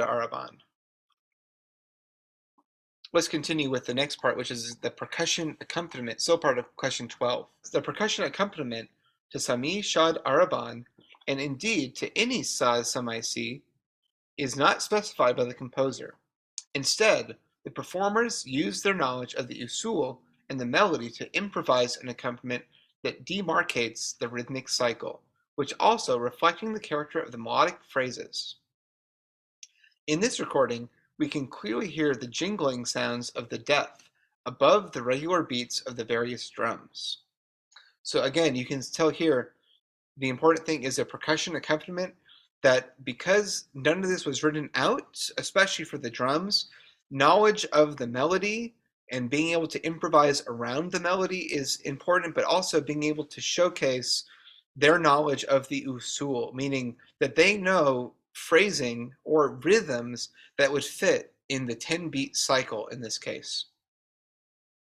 Finally, a word about makam, or the mode, tonality. So again, makam is kind of our word a little bit for the scale. The makam of Samâi Shad is indicated by its title, which tells us the type of piece that it is. A Saz Semaisi in its mode, Shad Araban. This is typical to the European convention of naming a piece of music something like symphony in E minor. So what we're saying is that the Samai is the ending, but the Shad Araban is the mode. So again, we have an idea here. The pitches of the Makam Shad Araban are not particularly similar to those of the European major or minor scale. This Makam features 2 intervals, which is the musical distance between 2 pitches, of an augmented second, a large interval that is not present in any European scale. It also contains a large number of half steps, the smallest European interval. As a result, melodies in Shad Araban mode move by intervals that seem alternatingly cramped and spacious. So again, the pitches of the scale here alternate between these very wide steps and also these very tiny steps. So when you hear it, it's going to give it a particular sound to our ear that I would say sounds Middle Eastern to most people's listening, but also has this idea of open space and cramped space in terms of how far apart are the notes of the scale. That was the end of question number 12, the makam and intervals of the makam. You can mention the augmented second and the minor second that they mentioned at the end of that previous slide. And I encourage you to listen to this version of Samâi Shad that has the different melody sections, A, B, C, and then the change to the 6-beat cycle here in D, but also the Teslim that comes in between this repeated refrain. It's also great to hear some of these exotic instruments, the violin, ney, oud, and kanun, that maybe you haven't heard before that have an incredible timbre to them and definitely convey this piece very well. You can also listen for the half-flat notes, the notes that exist in the Makam that don't exist on the Western piano. These are notes that actually exist in between the black and white keys of the piano, we could say. So again, pause the video and you can watch this video example right here. It's a great representation of this piece. Okay, we're moving into question 13. How does the creation of songs like Flow My Tears and Ancient Tears demonstrate Dowland's professional savvy? For what purpose was John Dowland's music used? How did he alter the way his music was published due to its intended use? So we're going to get into a very important English composer now, John Dowland, who was writing during the Renaissance period. So moving away from the medieval and into now the Renaissance. John Dowland, 1563 to 1626, was indisputably one of the finest lute players of his day. The lute is almost a guitar predecessor to the guitar featured here. Although he was best known for his skill as a performer, he also wrote a great deal of music, both for his own instrument, the lute, and for viol concert, an ensemble of string instruments that predated the modern violin family. He gained a reputation for writing exceptionally sad songs that celebrated melancholy. Despite his widely recognized skill, Dowland was repeatedly frustrated in his attempt to secure a position at the court of Queen Elizabeth I. This might have been due to the fact that he had converted to Catholicism, although Elizabeth, who was tolerant of religious diversity, employed other Catholic musicians. Whatever the case, he spent decades working on the European continent while continuing to publish his music in England. In 1594, he accepted a position at the court of the Duke of Brunswick-Lunenburg. Then, in 1598, he became lieutenant at the court of Christian IV, King of Denmark, where he was held in high esteem and paid an astronomical sum. So he was in demand at this point as a lutenist, someone who would play the lute in the court of the King of Denmark. Dowland returned to England in 1606, but it was not until 1612 that he was finally able to secure a position at the English court. By this time, he not only had an international reputation, but had published a wealth of compositions. Writing music served Dowland's interests in several ways. By producing new music for his own instrument, the lute, Dowland increased his value as a court employee. By publishing music for the lute and other instruments, he created an additional source of income and strengthened his reputation. Finally, by dedicating his publications to wealthy aristocrats, he won their professional and financial support. The lute song Flow My Tears provides an excellent example of Dowland's professional savvy. The composition, Flow My Tears, began life as a pavane for solo lute entitled Lachrimae, which is a Latin term meaning tears. A pavane is a type of slow, courtly dance that was popular in Europe at the time. Although Dowland's music was not intended to accompany dancing, he was often influenced by the characters and styles of dance music.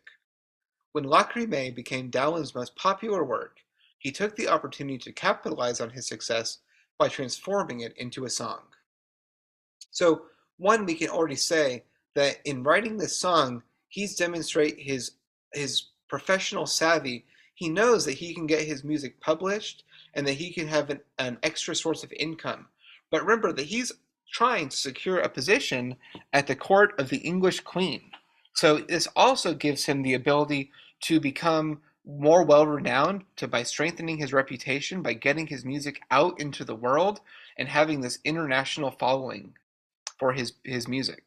He also is trying to win over the support of wealthy aristocrats, so he dedicates a lot of his pieces to them. We also see that he takes the song Lacrimae and actually turns it into several other pieces. So because he wrote all of this music for solo lute, he was able to determine which pieces were the most successful and therefore transforms them into songs that have lyrics or words too. So he's expanding his greatest hits in a way and reworking them for different instrumentation and for different types of performance. This is a video here of Lachrimae, which is for solo lute, but which later becomes Flow My Tears. Take a listen to this version of Lagrime Mie. It's a great way of seeing also what the lute looks like and sounds like. It has many, many more strings than the guitar, and therefore it can accompany itself and play a full arrangement with a bass, tenor, alto, and soprano part all happening on the same instrument. Flow My Tears was published in Dowland's 1600 collection, the second book of Song of Airs. An air is a solo song with lute accompaniment. Dowland had previously developed a novel approach to typesetting his lute songs, many of which had more than one vocal part. Before Dowland, it was common practice to publish each vocal and instrumental part to a piece of music in a separate book, known as a part book. Each performer therefore needed to possess the correct book and could only see their own part. Dowland began printing all of the parts in a single book, which could be laid out on the table before the performers. In this way, they could all read from the same page. We'll see what this looks like on the next page. It's pretty interesting. This tells us something important about how Dowland's music was used. He was writing for groups of friends or family members who would perform his music gathered around a table in the home. Although today you are more likely to hear Dowland performed by professionals in a concert setting, that was never what he had in mind. He was producing music for the domestic entertainment market, music to fill the long evening hours when there was little else to do. So again, this is the tail end of question 13. What purpose was Dowland writing music for? He was writing for people to play in their own home for entertainment. The layout of Flow My Tears, which is pictured on the right, can help us to visualize a home performance, even if one cannot read the music. The lute and primary vocal part are paired together. They're featured right here, since they might be performed by the same person. The lute part, as was typical of the era, was printed using tablature instead of staff notation. Lute tablature, much like guitar tablature today, indicates where the fingers of the left hand go on each string of the instrument. It also includes rhythms. The extra vocal part is printed on the second page and it faces in a different direction. This was for convenience. The additional singer would sit to the right of the lutenist along the adjoining edge of the table. Although the song can be performed by a solo singer with lute accompaniment, Dowland also provided an additional part in the bass range, which would allow another performer to join in. The vocal and instrumental parts are highly independent. Each is equally difficult and has its own rhythms and melodies. So you can see here the way that this music is laid out. This one is facing to be read from this direction, whereas this one is meant to be read from the right. So you can see that it's almost set up in a way to be used for home performance at a table where all people could all of a sudden read from the same book. Flow My Tears is a prime example of Dowland's work in terms of affect, form, and style. To begin with, the text is characteristically gloomy, featured right here.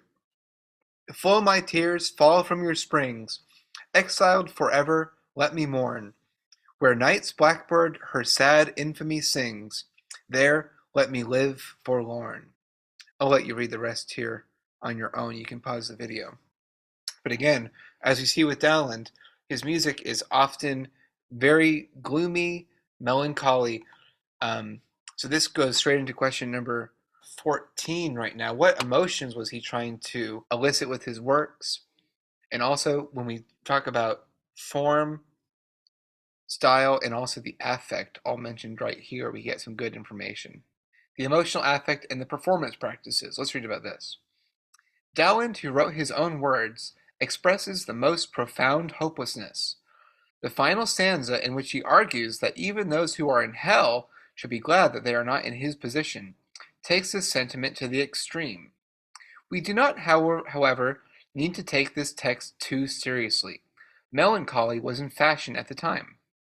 When people sang "Flow My Tears," they indulged in emotional role-playing that probably had a cathartic effect. The form. Dowland's air is in 3 parts. The first 2 stanzas are sung to the same music, while the next two are sung to a new tune. The final stanza has its own music, which provides a satisfying conclusion. The resulting form, therefore, is A A B B C. So again, the form of the song makes a big difference. This song, they're saying the first two are both going to have an A melody, the next two have the B melody, and then the last section has a completely new melody, the C melody. This gives us a satisfying ending to the piece, while the first two establishes kind of a through line. A, B, B, and then C comes as a bit of a surprise. The last is the elements of music. The music, which is in the minor mode, is highly expressive. Again, because this is melancholy, he's using the minor mode that's very appropriate. The opening melody descends, providing a musical portrayal of falling tears. So that you could call this text painting. When we hear falling tears in the lyrics, he's descending the melody. In the B section, Dowland sets his list of sorrowful expressions. In the third stanza, in tears and sighs and groans, to a melody that ascends by a leap, accompanied by echoes from the lute. This technique communicates the passion and suffering behind these complaints. The highest pitch of the melody arrives at the C section with the word happy, but Dowland's descending melody indicates that he does not feel happiness himself. So again, some great use of musical text painting here, this ascending leap melody that is almost like a sequence. It's the same melody repeated at different steps, follows this list of his sorrowful expressions that we hear in the fourth stanza. So write about all these elements for question number 14, please. And again, try to listen to this. This is a great example of music from the Renaissance period that you can listen to that actually is in English. Remember that John Dowland was an English composer. So these are two versions of Flow My Tears. It's the same melody as Lachrimae that we saw in the previous slide for solo lute, but now it has been set with text and lyrics. So this is one version of Flow My Tears that has just lute and vocals.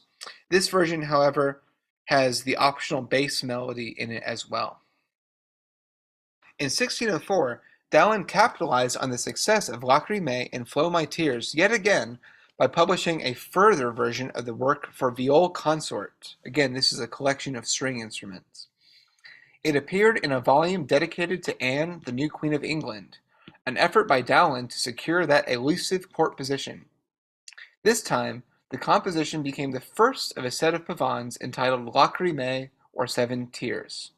So now it is a set of songs, all of which begin with this descending tears motif that we heard in the lute solo and song. So he's reusing material to make this all cohesive. The first pavan in the collection, Lacrimae Antiquae, which means ancient tears, is essentially identical to Lacrimae and Flow My Tears. The additional 6 pavans explore different musical possibilities that are introduced by the tears motif.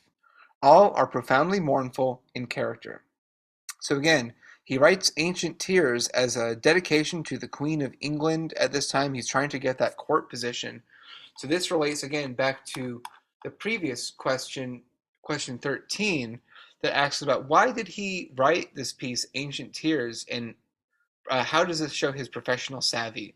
So again, he's writing this to try to appeal to the rulers of the time so that he might secure a position as one of their court musicians, which he does actually. So he was successful.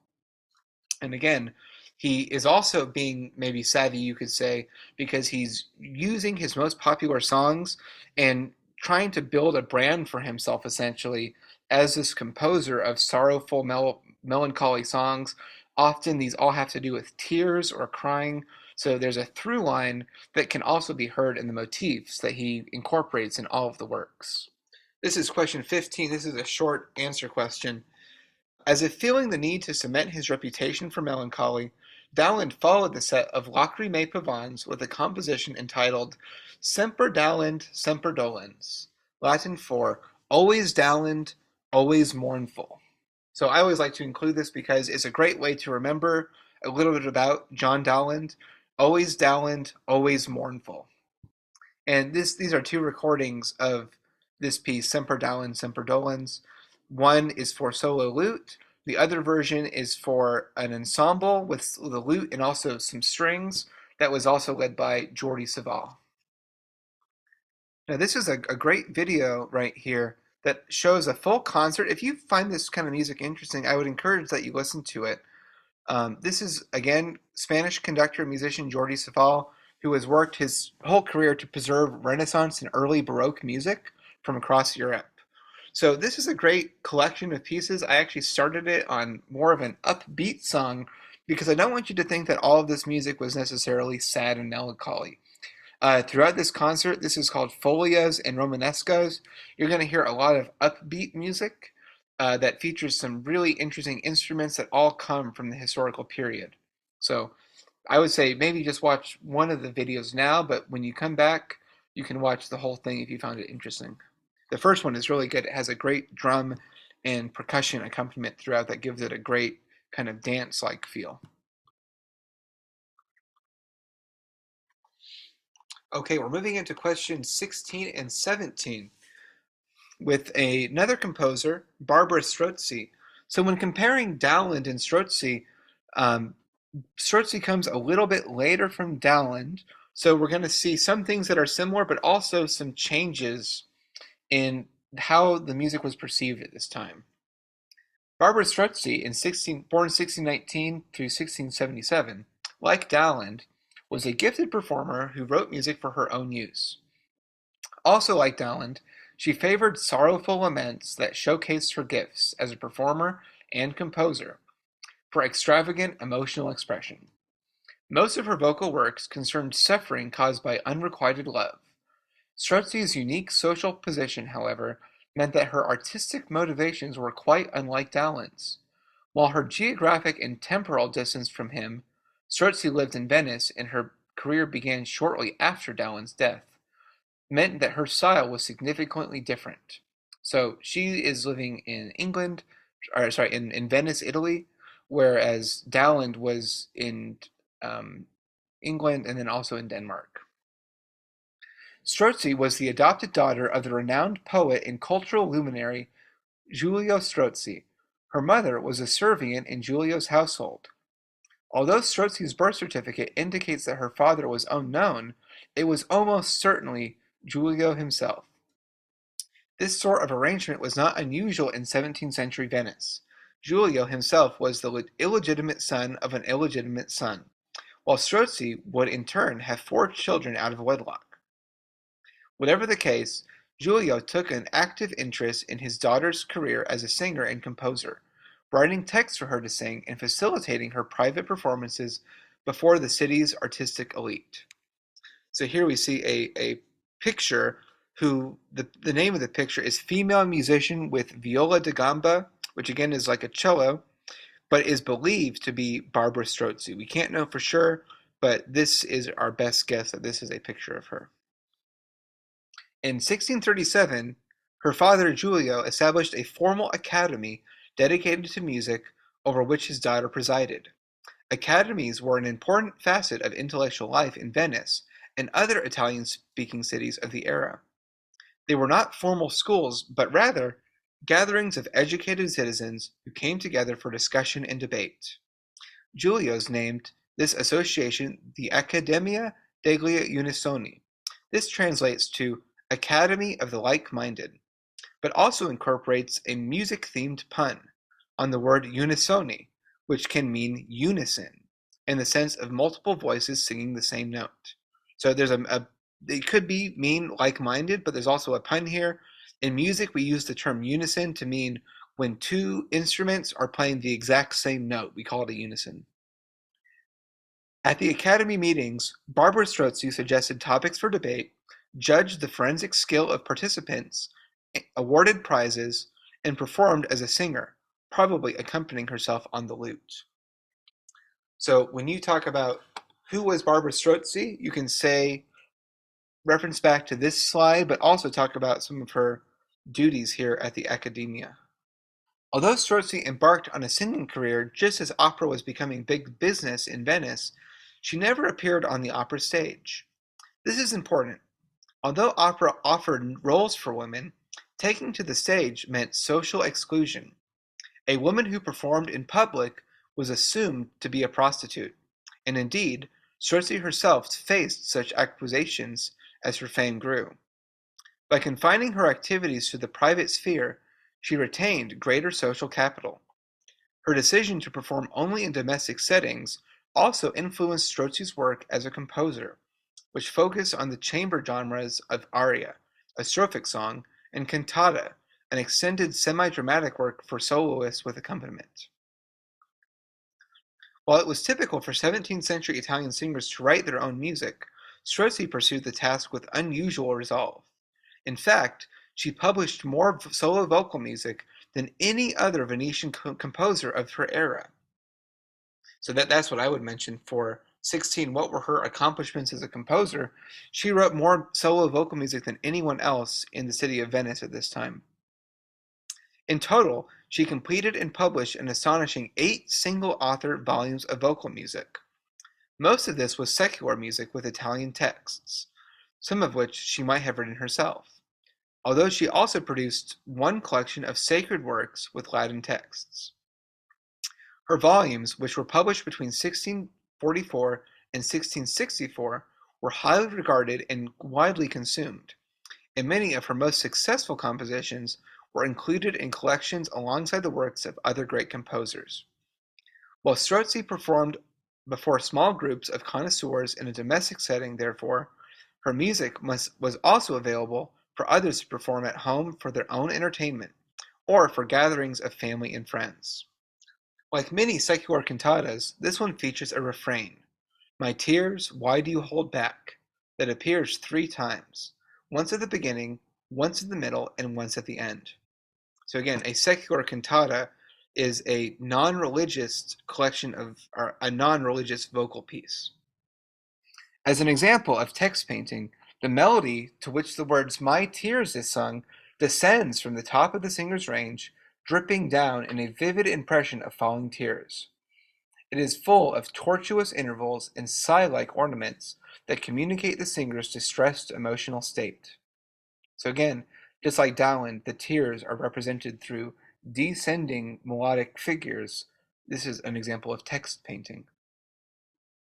After the opening refrain, the singer carries on in the recitative style, allowing the rhythm and meaning of the text to determine her phrasing. We already saw this with the Florentine Camerata, for example, in early opera.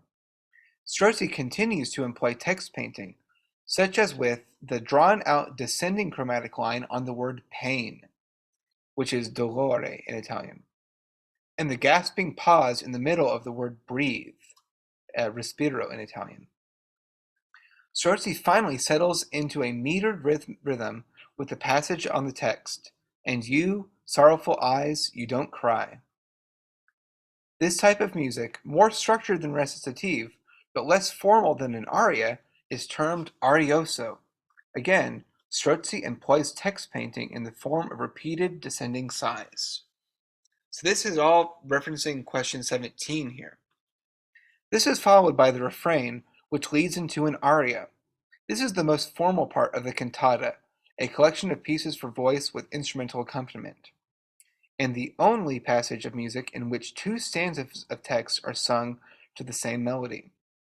The text concerned begins with "Alas, I yearn for Lydia," and concludes with "I pray to you my bitter pain." The final passage of the text is set to music that continues the shift and bend in accordance to the singer's baleful emotions. The last thing we hear is the refrain, evidence that the singer's suffering has not lessened. So for question 17, we're trying to describe how do the following musical elements come into play in Barbara Strozzi's piece, My Tears. So one is the text painting. You can reference the falling tears and the falling melodies, but also drawn out chromatic line on the word pain and gasping pause in the middle of the word breath. For recitative, we've seen this word before, but this is lyrics that are set to the natural flow of the spoken words. So there's not a true set meter here. The rhythm is really following the phrasing of the words themselves. And then the last section is arioso, the last term. So arioso is not quite a formal song like an ario, but also not quite recitative. So this is what we call arioso. It has elements of a song, but also elements that are more free or less structured, like recitative style writing is. And we're going to see this further on the next two slides as well. My Tears, which in Italian is Lagrime Mie, appeared in Strozzi's seventh volume of music, which was published in 1659 and bore the title The Pleasure of Euterpe. In the mythology of ancient Greece, Euterpe was the muse of music. Pietro Delfino's text is a lament for a beloved Lydia, who has been imprisoned by her disapproving father. The text is right here. My tears, why do you hold back? Why do you not let burst forth the fierce pain that takes my breath and oppresses my heart? Lydia, whom I so much adore, because she looked on me with a pitiable glance, is imprisoned by her strict father. Between two walls, the beautiful innocent one is confined, where the sun's ray can't reach her. And what grieves me most, and adds torment and pain to my agony, is that my beloved suffered on my account. And you, sorrowful eyes, you don't cry? My tears, why do you hold back? Alas, I yearn for Lydia, my idol whom I so much adore. She's captured in hard marble, she for whom I sigh and yet do not die. Because I welcome death, now that I'm deprived of hope, ah, take away my life, I pray to you, my bitter pain. But well, I realize that to torment me even more, fate denies me even death. Since it's true, O God, that vicious destiny thirsts only for my wailing.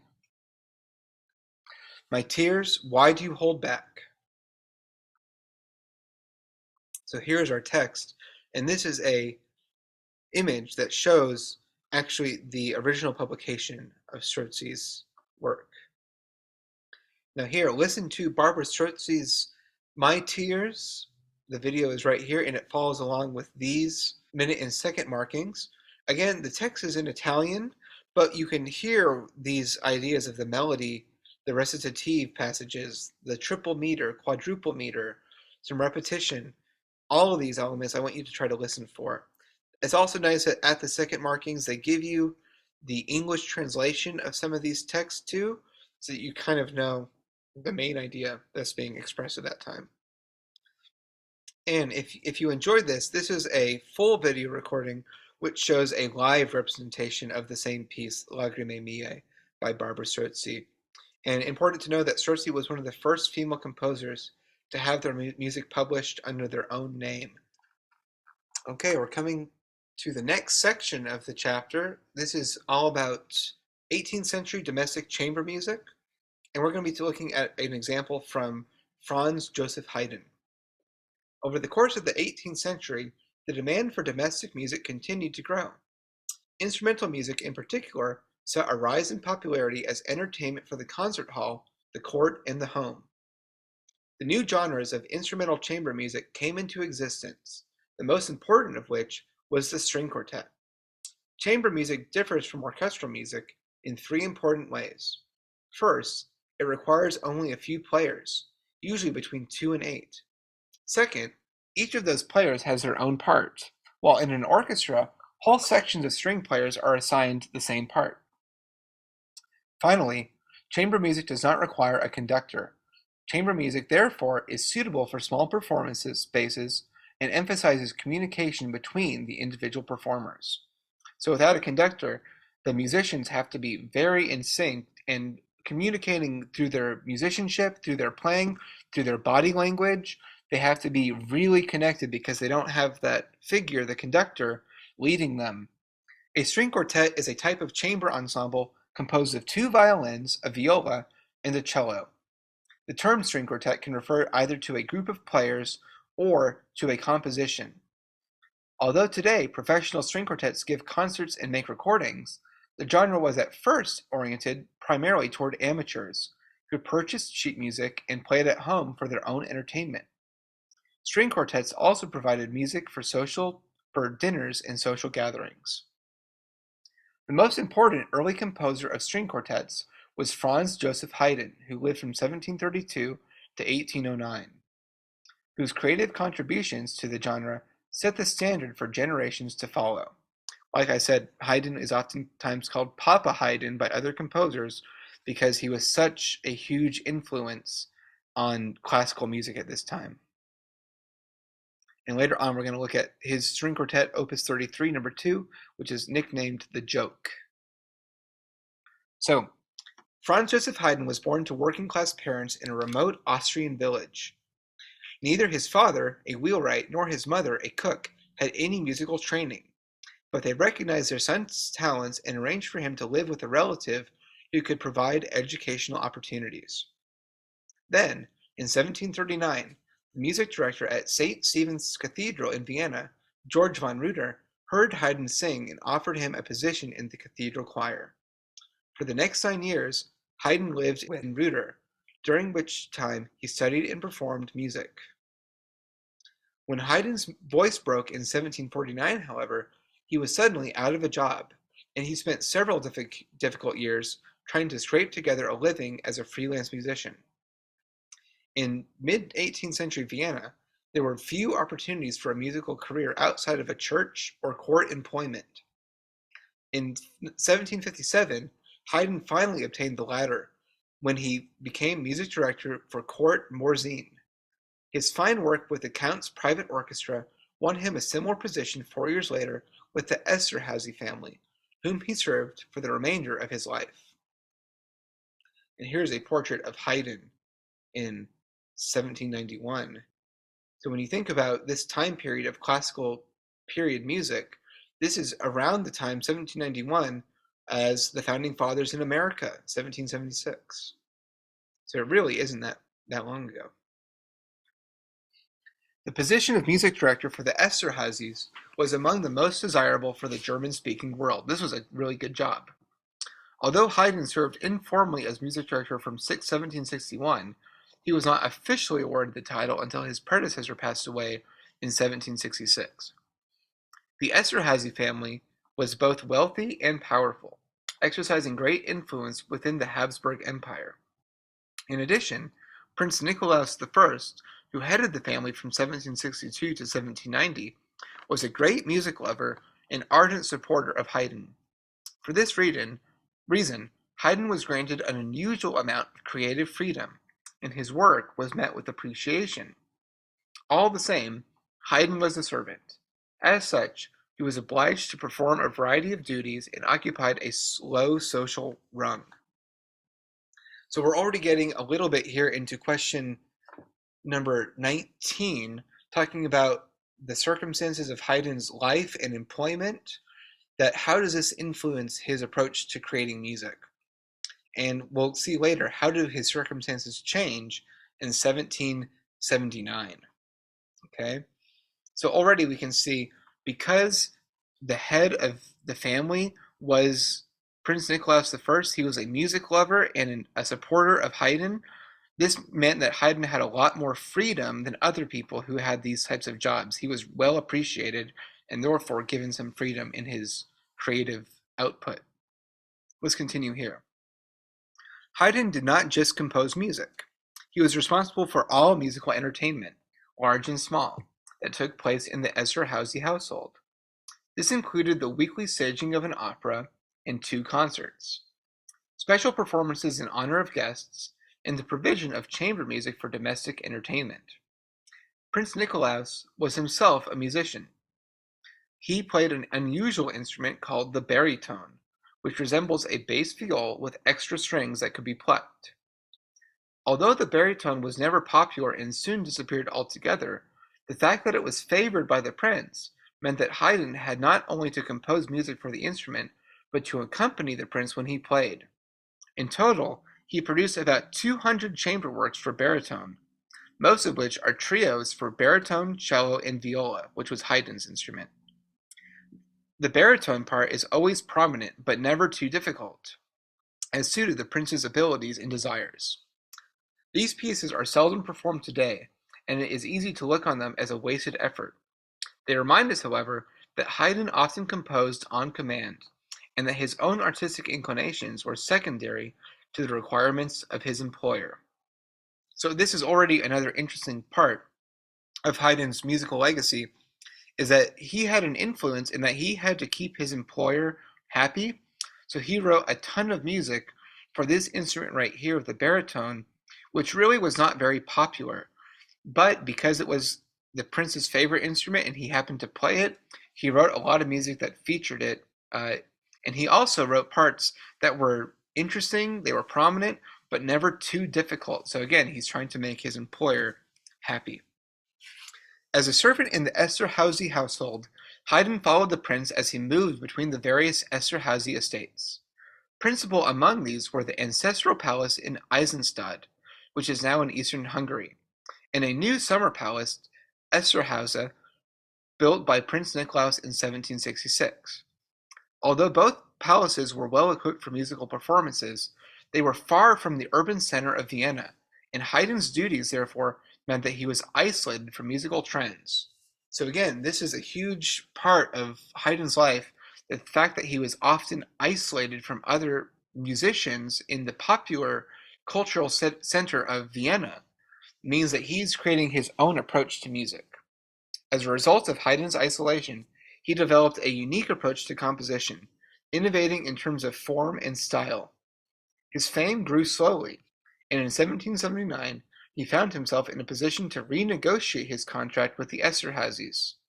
Under the new terms, he was free to take outside commissions and to publish his music, which had previously been the property of his employers. So this is the second part of the question. In 1779, we see that Haydn renegotiates his contract essentially and is now able to take outside commissions and publish his own work, which before the Esterházys would have owned any music that he wrote. So this is a huge step forward for musicians and for Haydn in particular. These are some great pictures that show the Esterházy Palace and also another one of the Esterházy palaces right here where this music would have been staged, and also where Haydn and the Esterházy family, Prince Nicholas, would have lived. Among the first of Haydn's publications were a set of string quartets, labeled as his String Quartet Opus 33. Opus is the Latin word for work, and is often used to indicate the order in which published compositions appear. So that means this was the 33rd publication of Haydn's.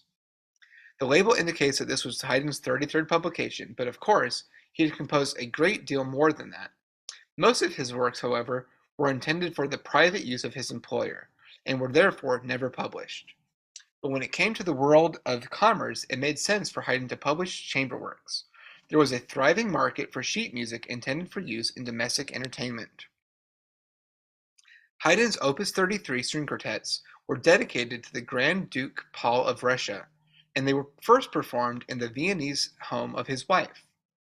In the dedication, Haydn explained that these quartets were composed in a new and special manner. While this is exactly the sort of thing that a composer might say for the purpose of improving sales, it is true that Haydn's Opus 33 quartets are different from those that came before. Early quartets were essentially violin solos with accompaniment. In many cases, a professional was hired to take the first violin part, while amateurs filled in the others. The first violin is still prominent in Opus 33, but all of the parts are important and interesting, and they pass motifs from one to another. The resulting texture resembles a civilized conversation between intellectuals speaking, a musical representation of the rational discourse that was so valued during the Enlightenment era. So we're going to move into question number 20 now, which asks, how does Haydn create musical humor in the string quartet Opus 33 number 2? As we saw in the previous slide, his music really does sound like intellectual conversation, not maybe exactly, but the fact that all of the different parts of the string quartet are contributing equal amounts of musical information, and their parts are complex in comparison to each other. It makes for comparison to intellectual conversation. We will see all of this at work in the second quartet from Haydn's Opus 33 collection, which bears the subtitle, The Joke. This title did not come from the composer himself, but rather from the Viennese publishing firm Atraria. Publishers often gave nicknames to instrumental works in this period, which otherwise were designated only by number. A nickname drew attention to a composition and gave the consumer an idea about its characteristics. Nicknames still help listeners today, for they tell us what a piece of otherwise abstract instrumental music is about. We should always, however, take them with a grain of salt. So this is interesting that the title or the nickname, the joke, was given to this string quartet not by the composer, but actually by the publishers to help increase the sales and give the consumers an idea what it might sound like. Haydn's Opus 33 No. 2 quartet was subtitled The Joke because of its fourth movement, which concludes with a bit of unmistakable musical comedy. The joke here is so obvious, in fact, that even listeners with no particular knowledge of music will get it. We should take a moment to marvel at the capacity of pure sound to be humorous. The quartet, of course, contains no words. It communicates purely through musical syntax, or musical vocabulary. And the joke works by playing on our expectations regarding form, pulse, and phrasing. So this is interesting. The joke here comes from playing against what we expect to happen in the piece regarding its form, the pulse or the rhythm, and also the phrasing. So when we listen to it, we have to listen for these things in mind. This is a great picture that shows a string quartet rehearsing. We can see they have sheet music in front of them, and we're in clearly a more of a home environment for the chamber music ensemble. We can see here on the very far right, this is Haydn himself. He played the viola, which is a slightly larger version of the violin, and here he is rehearsing with a cello player and two violins, which together create a string quartet. So we're going to talk about the fourth movement of Haydn's string quartet, opus number 33, number 2. This all goes along with question number 20. The fourth movement is in rondo form, which meaning that a refrain returns throughout. This is a term to know. Rondo, I always think round like a wheel. The melody or the refrain is going to return or come back. In Haydn's time, this was a typical form for a final movement, and his listeners and players would have quickly recognized it. This would establish certain expectations, in particular, the expectation that the movement would end with a complete statement of the refrain. So already, we have an expectation. People knew that the final movement of a string quartet was also in rondo form, so we're expecting to hear the refrain at the very final statement. For the most part, the movement unfolds as anticipated. After a complete statement of the refrain, A, we hear a new passage, B, followed by the refrain, A, followed by another new passage, C, followed by once more by the refrain, A. The refrain is light-hearted and dance-like, and the movement in general is fast-paced and jocular, so it has kind of a funny, almost whimsical, joking type of quality to it. At this point, however, something strange happens. There is a pause, followed by a halting passage in a slow tempo. Two loud entrances fade away into uneven rhythms. This strange interruption is followed once more by the refrain, but this time the two-bar subphrases are broken up by long pauses. The last thing we hear is a final statement of the opening two measures. At this point, however, the sequence of pauses has completely disrupted our ability to predict what is going to happen next, and a listener who is not looking at the music has no way of knowing that the piece is over. The comedy, then, comes from the weirdness of the final moments, and the shock of realizing that the movement has in fact concluded. So again, this thing that is supposed to be a final conclusion of the whole string quartet, this is the final and fourth movement, we get this kind of deliberate breaking up, these slow passages, uneven rhythms, and long pauses really disrupts our expectation of what we are expecting to hear. In sum, Our expectation regarding form is disappointed when we encounter the slow passage after the third A. Our expectation regarding pulse is disappointed by the frequent pauses near the end of the movement.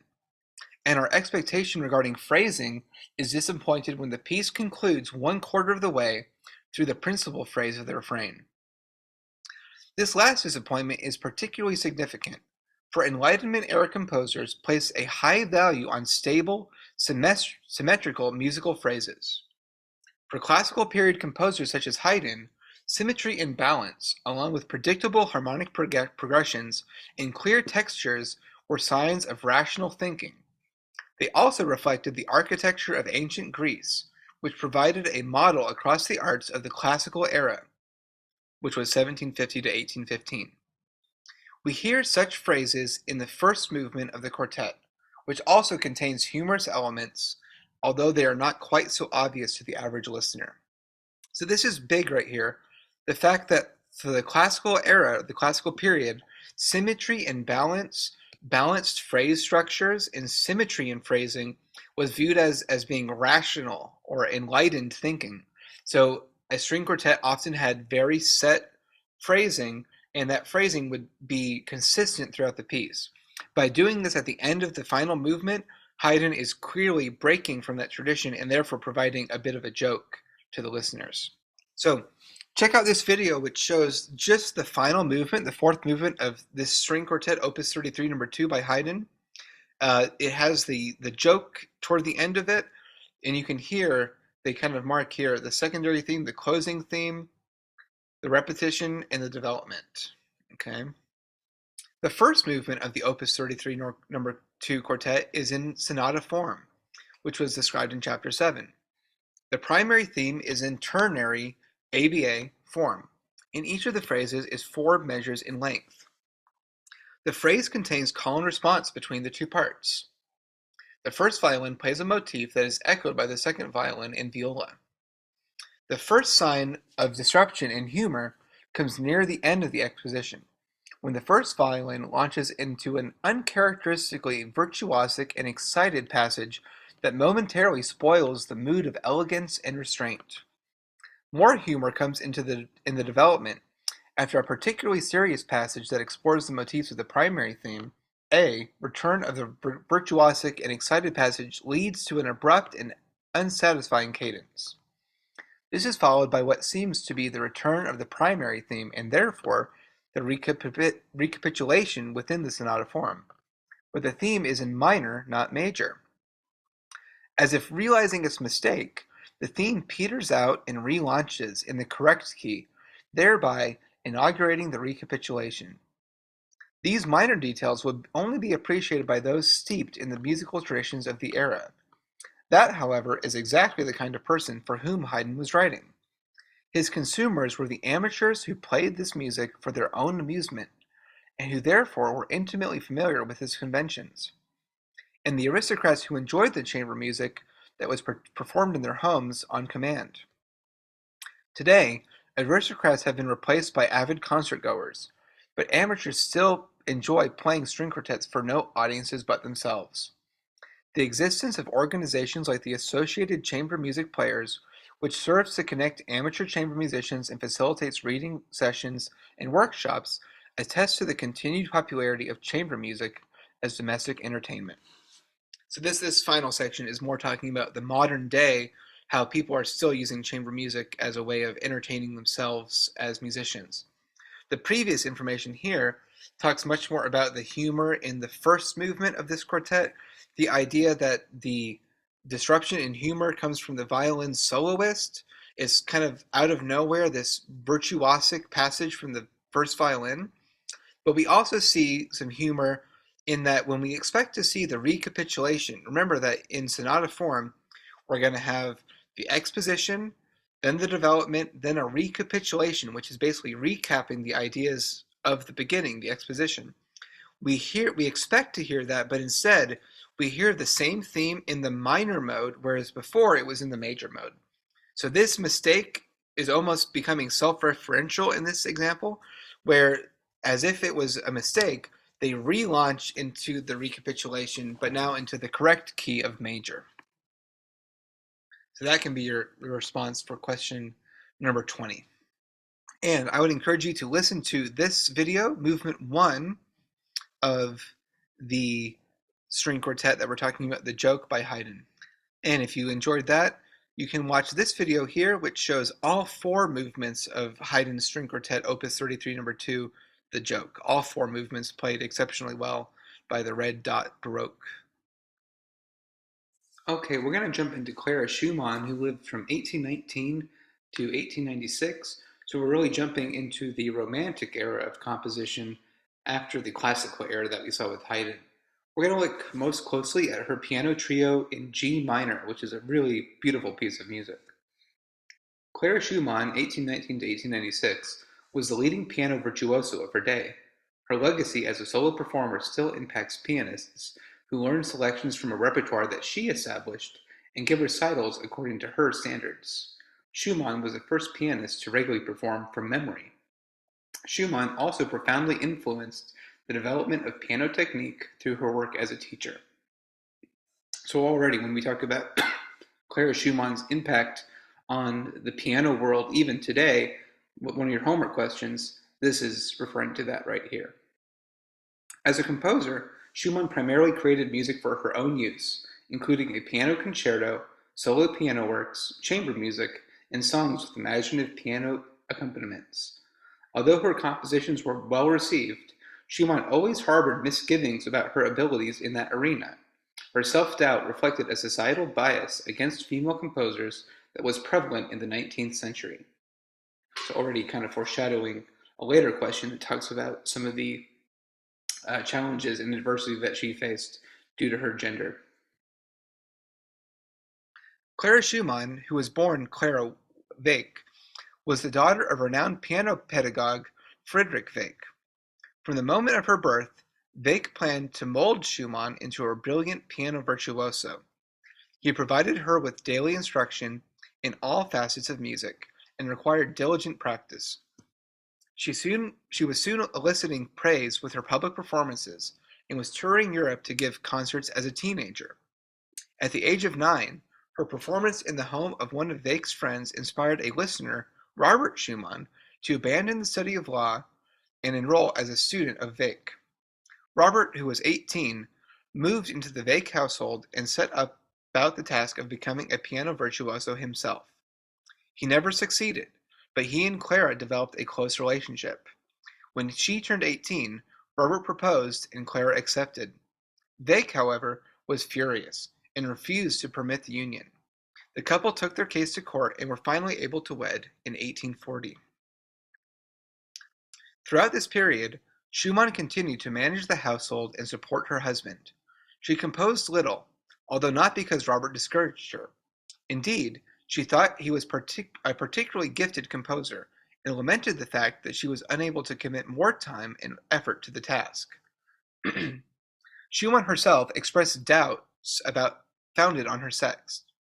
In 1839, she famously wrote in her diary, "I once believed that I possessed creative talent, but I have given up this idea. A woman must not desire to compose. There has never yet been one able to do it. Should I expect to be the one?" Of course, there had been many successful female composers before Schumann, as we have seen in this chapter. Barbara Strozzi, for example, Countess of Dia, for example. She just didn't know about them, for they were ignored by his historians and audiences of the era. So this would be part of question 21. Again, the idea that historians were ignoring female contributions to the world of composition. After Robert's death, Clara Schumann took responsibility for cementing his legacy as a composer. It is due to her that Robert's music is still heard today. She toured extensively, often in partnership with the leading young performers of the day, and took a teaching position at the Hoch Conservatory. Schumann also mentored and supported the young composer Johannes Brahms, who would go on to become the influential figure himself. In addition to all this, she raised 2 sets of grandchildren following the deaths of a daughter and a son in the 1870s. Schumann continued to perform until 1891, despite increasing trouble with her arm, and taught up until her death at the age of 76. So here we can see a painting of, a photograph of Clara Schumann in 1857, or maybe it's an etching. Schumann composed her piano trio during a particularly difficult period in her life. In 1846, the Schumanns were living in Dresden. They had left Leipzig due to concerns about Robert's physical and mental health, which were increasingly poor. Because Clara Schumann was forced to accept fewer performance engagements while caring for Robert, she focused more of her creative energy on composition. Nevertheless, the task was not simple. Schumann gave birth to children in 1845 and 1846, suffered a further miscarriage, and lived in cramped quarters that contributed to conflict between her and her husband's creative endeavors. Despite challenges, Schumann's piano trio has been considered by many commentators to be her finest work, and it subsequently influenced Robert's first piano trio, which he composed in 1847. Schumann performed both piano trios and public recitals throughout the remainder of her career, and her trio frequently appeared on programs given by other artists as well. However, it would have been heard most often in middle and upper-class homes.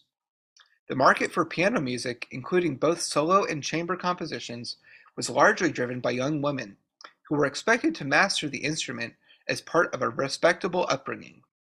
A wife who could play the piano well was a considerable asset, for she could entertain family and friends within the domestic sphere. Chamber music also provided an opportunity for young couples to court, while unmarried couples were often kept under the watchful eye of a chaperone. Playing music together allowed them to sit in close proximity.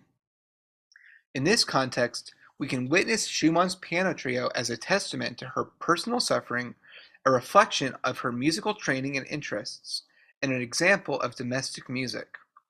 Her piano trio follows the standards of the day, and each of the four movements contains the expected characteristics. At the same time, she experiments with novel stylistic approaches and expresses herself with compelling sincerity. So this, all slide 71, relates to question number 2, which talks again about where would the chamber music of Clara Schumann most be performed, and also what was the role of chamber music in the courtship of couples. I thought this was an interesting note, that chamber music was this one of the few places where you could maybe engage with the opposite sex if you were trying to court them romantically. We will examine the third movement, which is the slowest in tempo. This movement is in ternary form, ABA, allowing Schumann to explore contrasting emotions. Piano Trio in G minor, movement 3, listening guide is right here. So, the movement begins with a gracious major mode theme in the piano. A brief turn to minor suggests a hint of sorrow. After the theme has been introduced, it is repeated by the violin with piano accompaniment. The cello enters with new material, further heightening the intensity of emotional expression with dynamic swells and an ascending sequence. This is a motif that is repeated at different pitch levels. The A section concludes with all three instruments cadencing, concluding the section, together. This cadence, however, is immediately destabilized by a new, faster tempo and turned to the minor mode. The B section exhibits anxiety and unrest. It features uneven halting rhythms, accents, and frequent contrasts in dynamic level, texture, and mood. When the A material returns, it is in the cello, with an accompaniment provided by the piano and pizzicato violin. Pizzicato is a technique whereby the player plucks the strings instead of bowing them. After the violin and cello repeat their joint material from here, a coda containing new melodic material brings the movement to a peaceful conclusion. So again, this is the third movement of Clara Schumann's piano trio in G minor, and it is at the andante, which is a slow walking pace, so a slightly slower tempo, but not too slow. Question 23 is asking you to listen to this piece of music here, movement 3 of the piano trio, and to describe your own reaction to the listening informed by the information on the slide. The things I'd like you to talk about are ternary form, the use of major and minor tonality, recurring melodic themes, and contrasting musical emotions, which is all detailed right here.